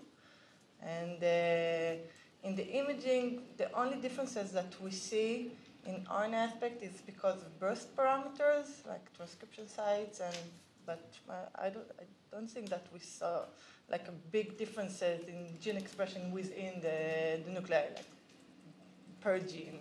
I know we didn't check all genes, but and you can use like for ploidy Hecht stain. This we do, and combine it with single cell RNA sequencing to distinguish between ploidy. Maybe here also the seqfish could help. So the intron version of that helps you to quantify even more genes. So you can quantify, I guess, if I remember correctly, up to 1,000 genes or even more. So this is quite informative already. And if we would get this to run, then maybe that could tell us about differences between nuclei in the same cell. Yeah. So so I think one difference between liver and muscle with the syncytial cells is that in muscle you have cells combining and making a big fiber or something like that, and you'll never get that to go through single cell technologies. So you'll just lose those presumably, right? Because they're connected in a big mass. Whereas in liver, the hepatocytes will go through and be, with 2 nuclei, they'll be profiled. And then you have to deal with the results. And so what we found, frequently, I guess many people have tried to filter doublets by looking at library size cells that have more transcripts or more counts in general you might think of as doublets. And maybe people don't do that all the time, but definitely it didn't work at all with liver because of this problem. Also, there's a wide range of sizes of the cells. The hepatocytes are quite large. So not only they're large, they have a lot of mRNA content. They have 2 nuclei potentially. And so, and we definitely found that the hepatocytes were definitely at the higher library sizes in our map. And so, each cell type is going to have its own profile for what you expect. Its expected distribution of transcript counts and sizes and other things. And we probably need to think about that from a computational point of view. What's the signature? What's the expected signature of an output of putting a cell through a single-cell transcriptomics technology? Dana, you wanted to? Yeah, so you don't have to go all the way to liver, but the whole library size for detecting doublet is a disaster. There's been quite a few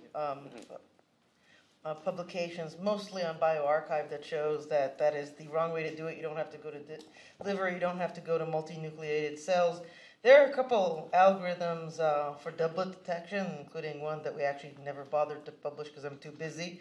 But it is on GitHub, which are based on just looking for cells that seem to be a signature from 2 clusters and a couple other statistical methods like that. I actually think the field should go more and more towards some type of cell hashing of the type that either Stija showed with antibodies or Jimmy E showed with just mixing a couple of different donors in one tube. So you could use the genetics to detect them, because this way, you could put more cells in a lane and save money, or load things up together. So it's a money saver, and it's a very effective way to clean out doublets. So I think looking at library sizes is a disaster and does only bad things, whatever tissue you're looking at. And there's a couple of computational methods coming up that are pretty good at clusters, or less good at trajectories. And then there's the experimental ideas of putting multiple donors and using the genetics, or labeling samples and putting multiple samples and just getting doublets through some experimental read. Yeah, I completely agree with Dan on that. We hash everything at this point, and I think all of the doublet removal attempts we tried before are garbage in retrospect, because now we can go back and reapply those on known doublets based on hashing, and it doesn't work. And this has been the case. It's not just single-cell seq, because for CyTOF, historically, this has been another problem, and like cellular barcoding for most of these assays. It doesn't solve everything, because it doesn't solve those in-sample doublets. It doesn't, but if you hash a sufficient number of cells, those are down to about like 3% of your overall. The hashing. What I'm trying to say, the best thing to do is hashing is highly recommended. And once you hash, then you can do the final step using some computational method. But between computational sort of cluster doublets based on distributions and experimental hashing doublets, you can clean out most of your doublets in a quite effective way. And lower costs, because you can shove more stuff in a lane comfortably. But one of the main problems is doublets that are within your sample and that are not coming from the fact that the 2 cells start to hug each other during the sampling, but in fact in the Shaleviskovic lab you used it to actually find the spatial interaction. So if the doublet is there from the start, from the dissociation, the endothelial cell sticks to the hepatocyte, then the hashing doesn't solve anything, right? The hashing only solves. It's only stochastic. Yeah. Like but those are. Do people see that a lot? So we see, for example, Kupffer cell endothelial doublets. We think they're mainly because they're attached to the endothelial cells in vivo already, and we're not sure it's a doublet that is formed afterwards. We think you just still have it from the in vivo. So we haven't done this for single-cell seq, but for CyTOF, the way we do that, so it's the same problem, right? The doublets are a function of your acquisition speed. So the more cells you load, the more those stochastic doublets happen. And so the way we distinguish those 2 kinds of doublets is the assumption is that if you run your instrument faster, if the doublet frequency of a particular flavor of doublet goes up, then you know it's a technical doublet. Whereas if it remains constant, then it's one in the biological sample. And at least in our hands, the vast majority of doublets are the technical flavor. In a with immune cells, which are maybe a little bit more dissociatable. And also just on Dana's point, the way that we also deal with the combination of this hashing versus computation is we hash to find known doublets, but rather than remove them, we annotate them as known doublets, we keep them in the data, and any other cell that clusters based on gene expression with those, we can infer that that's probably also a doublet, because it looks very similar to the known ones. So it looks like there is no really, bomb-proof doublet detection method. So perhaps a combination of various strategies and methods, both computational, experimental, and so on and so forth. But I think also the interpretation of whether these are genuine, bona fide, kind of like new cells, because simply by excluding cells that have modules of 2 different cell types that's known might just sort of like allow us to throw the baby with the bathwater. Comparing all the methods. We don't do it just that way. We actually use full statistics that say what are the size of the population of this population, what is the size of that, and it's a statistical procedure that actually can find doublets that look like combinations of cell types and allows them a lot. It really depends on size of the population, so it really only filters out doublets that look like exact misses of 2 large populations where the percentage of those doublets exactly matches the percentage of doublets you would expect from 2 populations of those size. And the computational cleanup of that really does keep a lot of the doublets that look like combinations, but you have more of them than you would expect, or a combination of 1 rare population and 1 big population. So it actually does include a lot of doublet-looking cells that aren't, likely to arise from 2 large clusters. Now that's a very good point, because it shows that we really do need to have multiple methodologies and interpretation and robust analysis. Well, there's another issue with mitochondria. That the hepatocytes have a huge amount of mitochondria. So one of the signatures that people use to identify dead cells is a mitochondrial transcript ratio. It doesn't work for hepatocytes because or you have to change the filters. It works, but you have to evaluate it for that cell. And obviously that makes sense, but it just brings up the point that for technical reasons, we really want to know a lot about the natural distributions of all of these different factors in each cell type. And Dan, I know you mentioned the annotations database. Is there a project that we need to think about that is not just gene expression, lists of genes that are expressed, but a range of properties for cells? Eventually, it's like a cell type database that you could talk about it as a list of genes that are expressed, that are markers, but you might also want to talk about factors like inflammation, capacity. I mean, it really gets back to the big question of cell type, but, is there for instance, it would be nice to have a database of, at least even for liver, of the types of signatures that people have seen for all the different cell types. Like, these are the this is the distribution of library sizes that we tend to see. This is the distribution of mitochondrial content that we tend to see. This is the amount of cells that look like they're dead versus alive.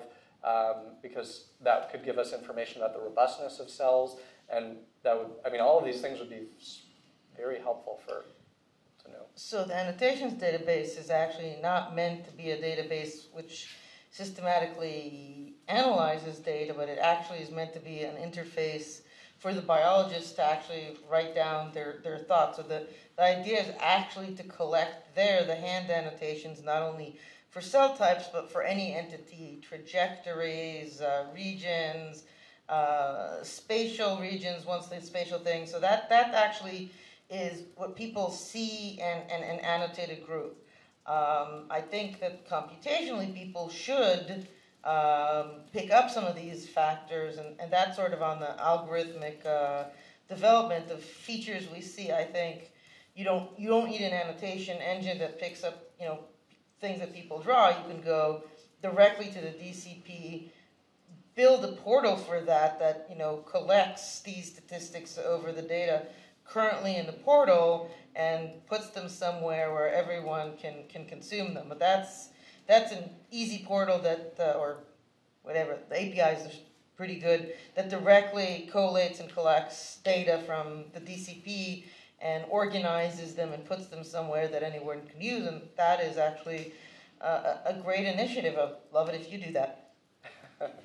Great idea. Is that something that that the Jamboree topics could figure out types of factors and other things that, and general methods that people would be that you could dream about that could solve that problem without actually doing the analysis, but just coming up with a bunch of different ideas of how you would do that?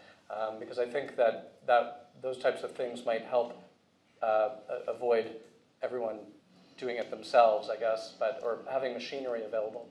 So again, the Jamboree is only a very small thing that covers very small themed topics once 10 months, or 8 months. So that's not necessarily going to cover it. But I do think there are spaces for people to do stuff outside the Jamboree that can get a space so that they'd be better sort of published around. And one of the things that we hope to do once portals start being built is actually to disseminate to the community in a much wider way what portals exist that could be useful for everyone. So I think that could be a great project for someone to do. And once it's built and looks good and robust and useful, there's mechanisms we're thinking about to sort of disseminate and notify the entire community about the value of this useful portal. Yeah, so I think annotation is one thing, and I guess eventually it has to be done by the experts who really study cell types and also analyze them functionally as much as possible. So we had this discussion yesterday in the immune atlas as well. But I think there in the immune field and also here, what will be really useful is the way to query the data. So we all have ideas, I guess, about particular markers that are important for our cell types, and I think it would be good if you could just set, for example, gates based on transcript expression and then get all the populations that express certain combinations of genes in a particular way. I think that would be very neat if that was possible in the portal. One note directly, Gary, to your suggestion, though we're not doing this for liver, but certainly for blood. So one of the things that's been very useful for this in our hands has been CiteSeek, because the nice thing about CiteSeek is you now have a completely orthogonal method to identify your cells. So we've taken all the kind of standard canonical immune cell types in blood, identified by antibodies, and then all these kind of features of things like UMI count, mitochondrial content and things, we're mapping all of that now. And it certainly does differ from cell type to cell type. So I think the corollary that comes out of that, I think, is that when thinking about filtering dead cells, for example, from an experiment, rather than doing that up front, a better workflow might be to try and identify your cell types first, and then within each of those cell types do some of this filtering of trying to remove sort of dead cells of that particular flavor, so you don't end up accidentally thresholding your high mitochondrial content cells accidentally. So we are working on setting up a portal of this sort for the brain work that we're doing, and basically what we're doing is trying to identify marker genes for the different cell types that are being defined, capturing the anatomic location of the cells, and then storing that in an RDF form in triples that then can be queried using Sparkle and query languages like that. And the idea is that we want that to be kind of a paradigm of how we can, release this kind of information, and other people can use this graph database to explore and query and store this kind of marker information. So it might also be interesting to know which of these techniques is going to work for different cells, right? So immune cells might be very robust, and it's very easy to filter them. And definitely, if you're interested in immune cells, you should definitely filter them before, and you can increase the efficiency, etc. And then other cells that might not work, hepatocytes seem to die incredibly quickly. It's probably biologically very relevant. It seems, I guess I'm not as an expert, but it seems that they're, as a regenerative organ and a metabolic organ, and the hepatocytes do a lot of work, and they have two nuclei, and they're pumping things out, and they're doing a lot of just general factory type work. If they get damaged during that work, they get replaced easily, right? So they're probably tuned to quickly apoptose as soon as there's any problem, because they can just be replaced, and they're meant to be highly replaceable type cells. So it's that might be interesting biologically, but experimentally, just knowing the properties like this that affect your experimental output we found that immune cells from different individuals, different transplant donors, aligned perfectly right away. Everything basically aligned on top of each other. Hepatocytes all over the map. But that also might be because the different patients had different problems like drug overdoses and other things. One person died from a heroin overdose, right? So it's I think it would be interesting to think about from the cell type perspective. So one is the biology, but the other is the experimental properties of the cell, how robust they are. These types of things we probably are not sharing right now because people filter their data and then share frequently. Maybe in the DCP, all the data is going to be there. So one of the things that might be nice to do is to look at all the data pre-filtering, and for each cell type, try to identify how quick, how many dead versus live cells there were. And for immune cells, that may be a very high ratio of live to dead or something. But then it's important to know how people filtered beforehand, right? So I guess it's, we could also trade this information by talking to each other, but some of this could be computed and then would be very valuable to share. So some of the information might be easy to know by our own experiences and share, and some of the data might not be, and you need to compute over multiple data types to identify certain signatures. And I guess we have to have and then those could be used, for instance, for helping filter data or helping identify healthy versus activate, or normal and activated or other types of states of cells. And I guess we have to have a conversation about what kind of properties would be important to or need to be looked at in that way, right? And it was very interesting because I think it helps us think about cell types not just from a biology point of view, but from an experimental, practical point of view, right? How do you work with different cell types? I think in that context, it's also important to have enough meta information. And this is probably holds for every atlas, but especially for the liver. So you have to know if patients underwent chemotherapy or did fasting before they underwent surgery. And for us, for example, the hepatocytes we get them across all patients, and they co-cluster quite nicely. And this is, I think, because all the patients underwent kind of the same procedure. So they didn't eat, I guess, before the surgery for some time, so they're kind of homogenized. So I think this information is also quite important to be available. And did you see that in both your healthy cohort and your disease cohort, or as in nice clustering of hepatocytes, or was it only in the healthy? Well, that was only in our pseudo-healthy material, so this is colon cancer resection offcuts. We have hepatocellular carcinoma data, and there, of course, the cells look entirely different. So a lot of this discussion here, the concept of cell types has been very dominant throughout the morning, and I'm pretty new to this community. I know you guys have been meeting more than any other tissue atlas. Have you sort of resolved and defined what a cell type is, and I missed it, or you decided to sweep that under the rug and not deal with it? Yeah, we did that years ago. So it's interesting that it hasn't been, like I was at the immune session yesterday, and cell types was, people were arguing about cell types, right? And in this community, people have not been that much. I think it's probably because the cell types are, a little bit, the safari of cell types in the liver is a little bit, they're specialized cells that are pretty separated from each other. There's definitely a need for subtypes to think about subtypes, like endothelial cells and hepatocytes have different gene expression patterns depending on where they are in the gradient, this blood processing gradient. But otherwise, it sort of seems pretty clear. One thing that's not clear, there's immune cells. We don't have,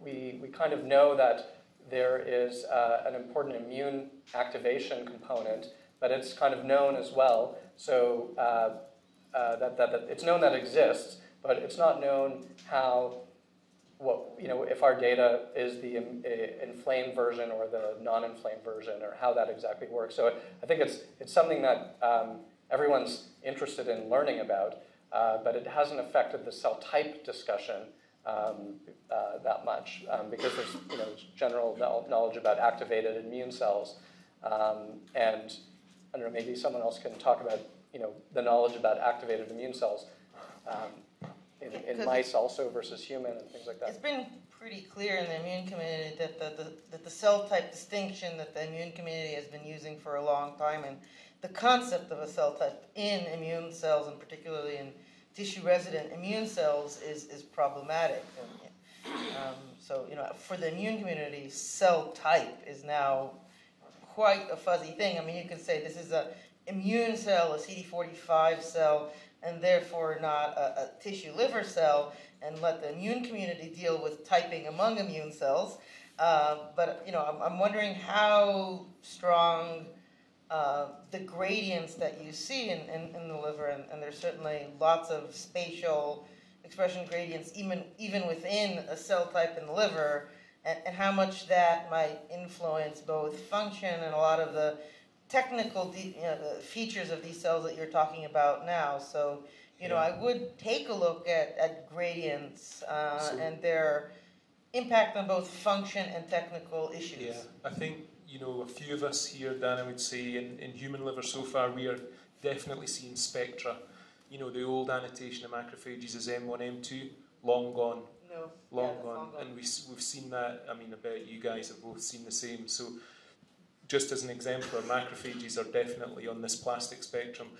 I personally am just keeping the wide-angle lens on as we get deeper into this, because I think going in with any preconceived idea, we're going to get in trouble. And we're seeing it in lots of different lineages. So there's the guys working mouse liver endothelia. We're seeing that in human liver endothelia. So in a great way, we're getting higher granularity and more resolution.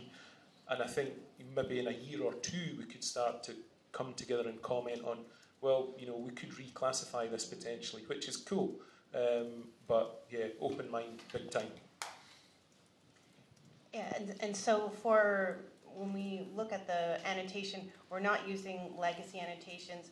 We're also just using functions. So we try and use immunohistochemistry. So this is a really neat thing that it might be specific for liver, that the metadata have to involve some immunohistochemistry. And so if we see a gene that pops up in our list that isn't really present in literature, we look at it by immunohistochemistry, and then we look at it by function. But a lot of the populations that we're seeing, we're just describing them by their top 4 or 5 genes, and then we're enlisting immunologists to help us look at the function of each of these populations before we commit to them. Yeah, we need to connect to the immunology map, and the immunology map will be the leaders in defining the immunology types. And then there's an obvious question we need to answer pretty soon, or we can now answer because we have data. Are the liver immune cell types the same? Do they match the blood immune cell types? Oh, absolutely not. Yeah. Absolutely. Which brings back to the idea that this is going to be an iterative process. I mean, we have to have some sort of practical names at this point. Otherwise, we'll be describing them as clusters 1 to 30 and lose everyone in that process. So I think a descriptive name will suffice, and then subsequent iterations of what they should be based on further data sets, and also working together with the Immune Cell Atlas and contributors. Yeah, so this is again similar to the immune session where we also had a similar ideas, I think. So calling cell types or cell states based on gene modules or even genes. And this is also our practice. So in our own atlas, of course, we discovered many small and larger previously unknown populations. And we just call them then by the genes that are most significantly expressed there. So I think this has to be the working state. And then as time goes by, some of them will be validated and we will learn about the function. But I think this is maybe not only within the human cell atlas, because for this we will also need model organisms, I suppose. I think the existence of discrete cell types and states is not mutually exclusive to transitions and gradients. I think both of these things exist. And we understand there are these regulatory processes, feedback loops, positive feedback loops, and negative feedback loops, that are designed to have cells transition to bistable states. So I think these types and states really do exist, but that doesn't mean that we don't see transitions between them. So to also another answer to Dennis' question, maybe one of the reasons why it hasn't been such a big topic of conversation in liver is because this gradient idea has been around for decades, And it's well known that this gradient exists since the 70s, 80s, right? Or even before. So it's always been part of the liver knowledge that hepatocytes are called hepatocytes, but they're also different lung gradients. And so it's just a natural thing to think about, whereas maybe that's not as natural in some other tissues from such a long history. No, my main question is how much, what I'm trying to say is, one should look at, for example, you're assuming, like, for example, the hepatocytes all have similar technical features, and I'm wondering if to look at those gradients and how they influence, to include that as a query as well, not just pull all the hepatocytes and look at their mitochondria / technical features / things, but actually to incorporate, these are hepatocytes, they have these technical features or biological features as a group, and then these are things about the hepatocytes, both biological and technical, that change along the gradient, because it could be that the gradient actually influences a lot of the things that we've been talking about that we haven't taken the gradient into consideration for. That's a good point. Yeah, maybe one could, for the cell types that are zonated, or the cell populations that are zonated, one could include an inferred gradient coordinate. So once we have methods that work, and for us, we did a simple pseudo-time analysis to get the pseudo-space, because at least in our data, that was a major direction of change, and from that we can directly derive a relative zonation coordinate, and that could be supplied in the annotation.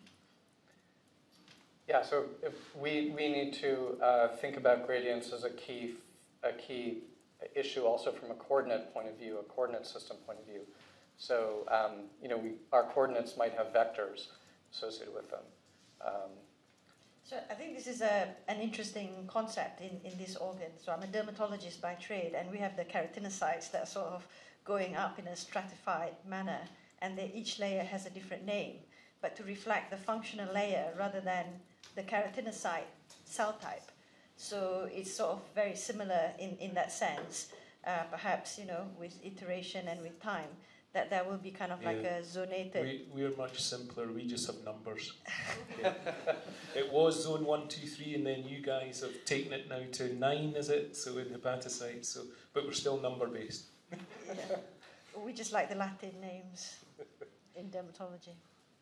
So, also these cell types have very clear functions frequently that we can think about, at least, in these plots, right? So that's not as easy, I guess, to know an immune system, because the immune system is about reaction and it's, reaction and interaction of cells, whereas, these cells that line the central vein are anatomically and functionally defined very, very clearly.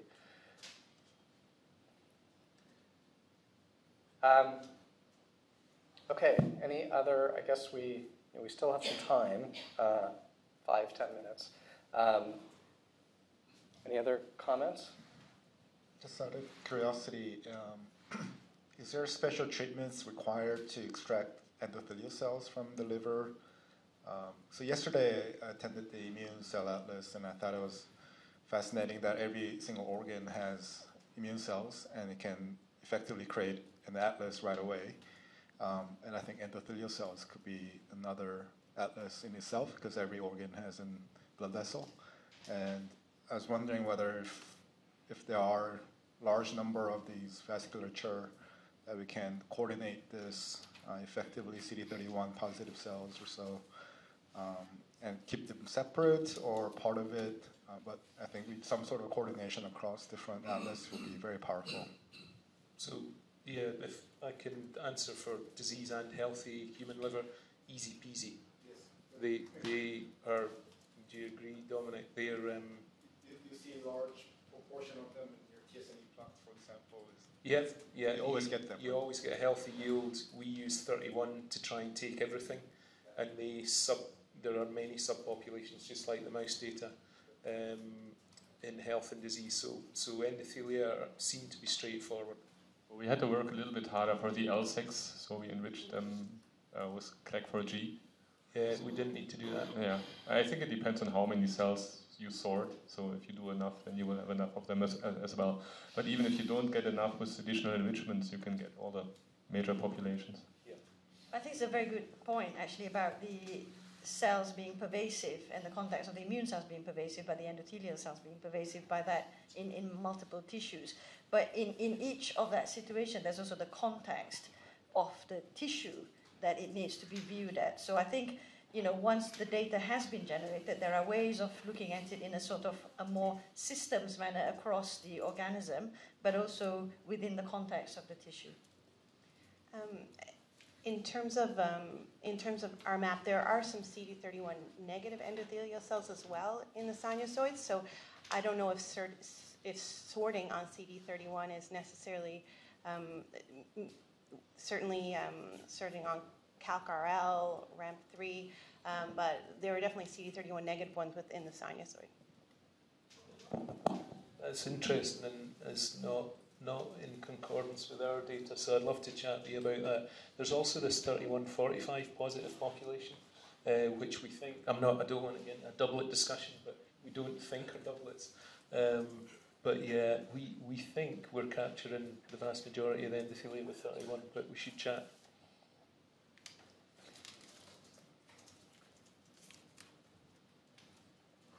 Any other comments?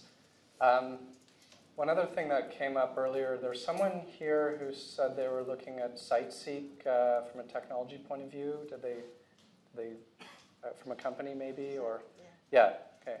Like maybe we could talk about how libraries are getting created and shared, because that's a lot of people are building their own, or what are the commercial options? And I mean, for us, we're basically building our catalog for SiteSeek antibodies. We have, I think, just over 250. It includes hashtags and mouse and human antibodies. But so right now, that's just for the 3'. The 5' stuff is coming out later this year. It's in combination with the 10x platform.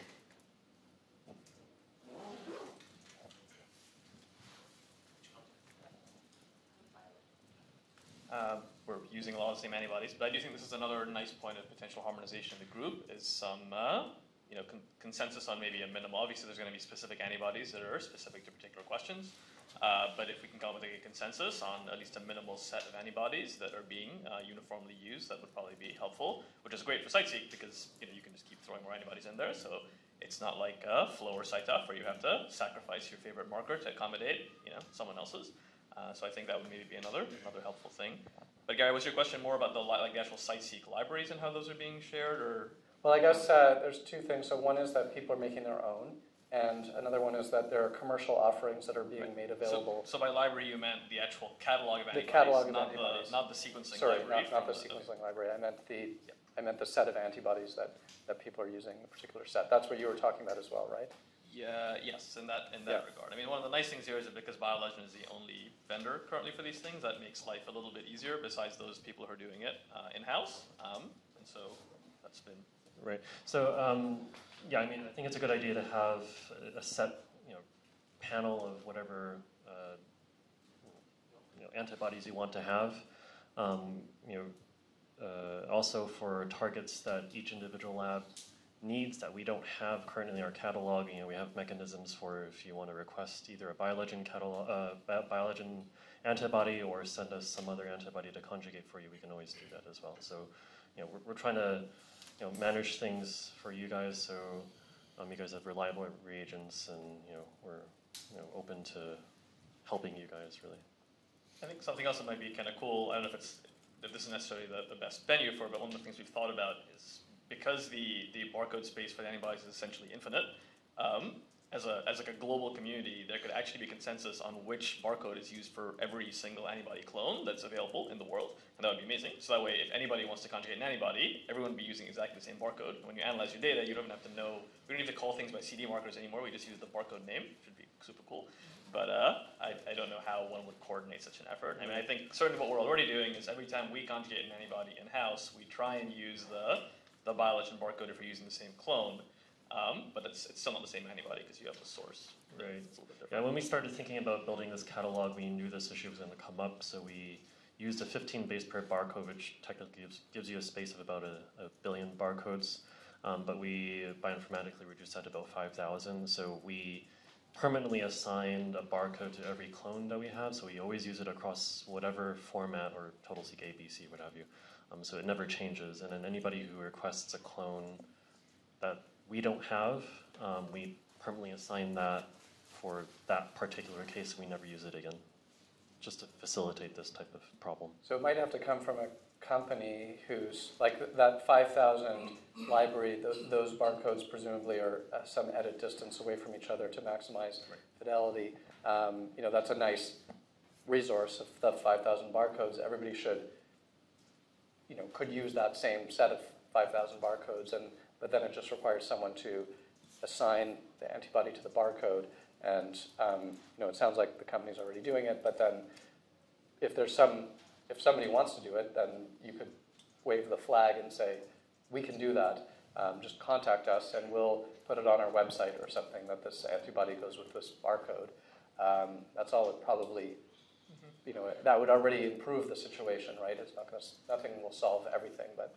Right. One thing I'd like to say to that point is that the 5,000 barcodes we're trying to save for any antibodies we're going to be producing in the future. So we've had a couple of cases where people asked if they could, or asked us if we could assign a barcode for them. But I think the easier thing to do is if it's a one-off case and we're not conjugating it for them, it's probably easier if they just use maybe a 10 base pair barcode and they can, you know, use that themselves. We don't have to worry about overlapping at all. And, but 10 base could overlap at 15 base.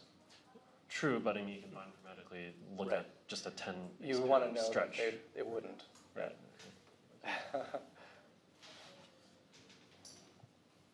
Okay.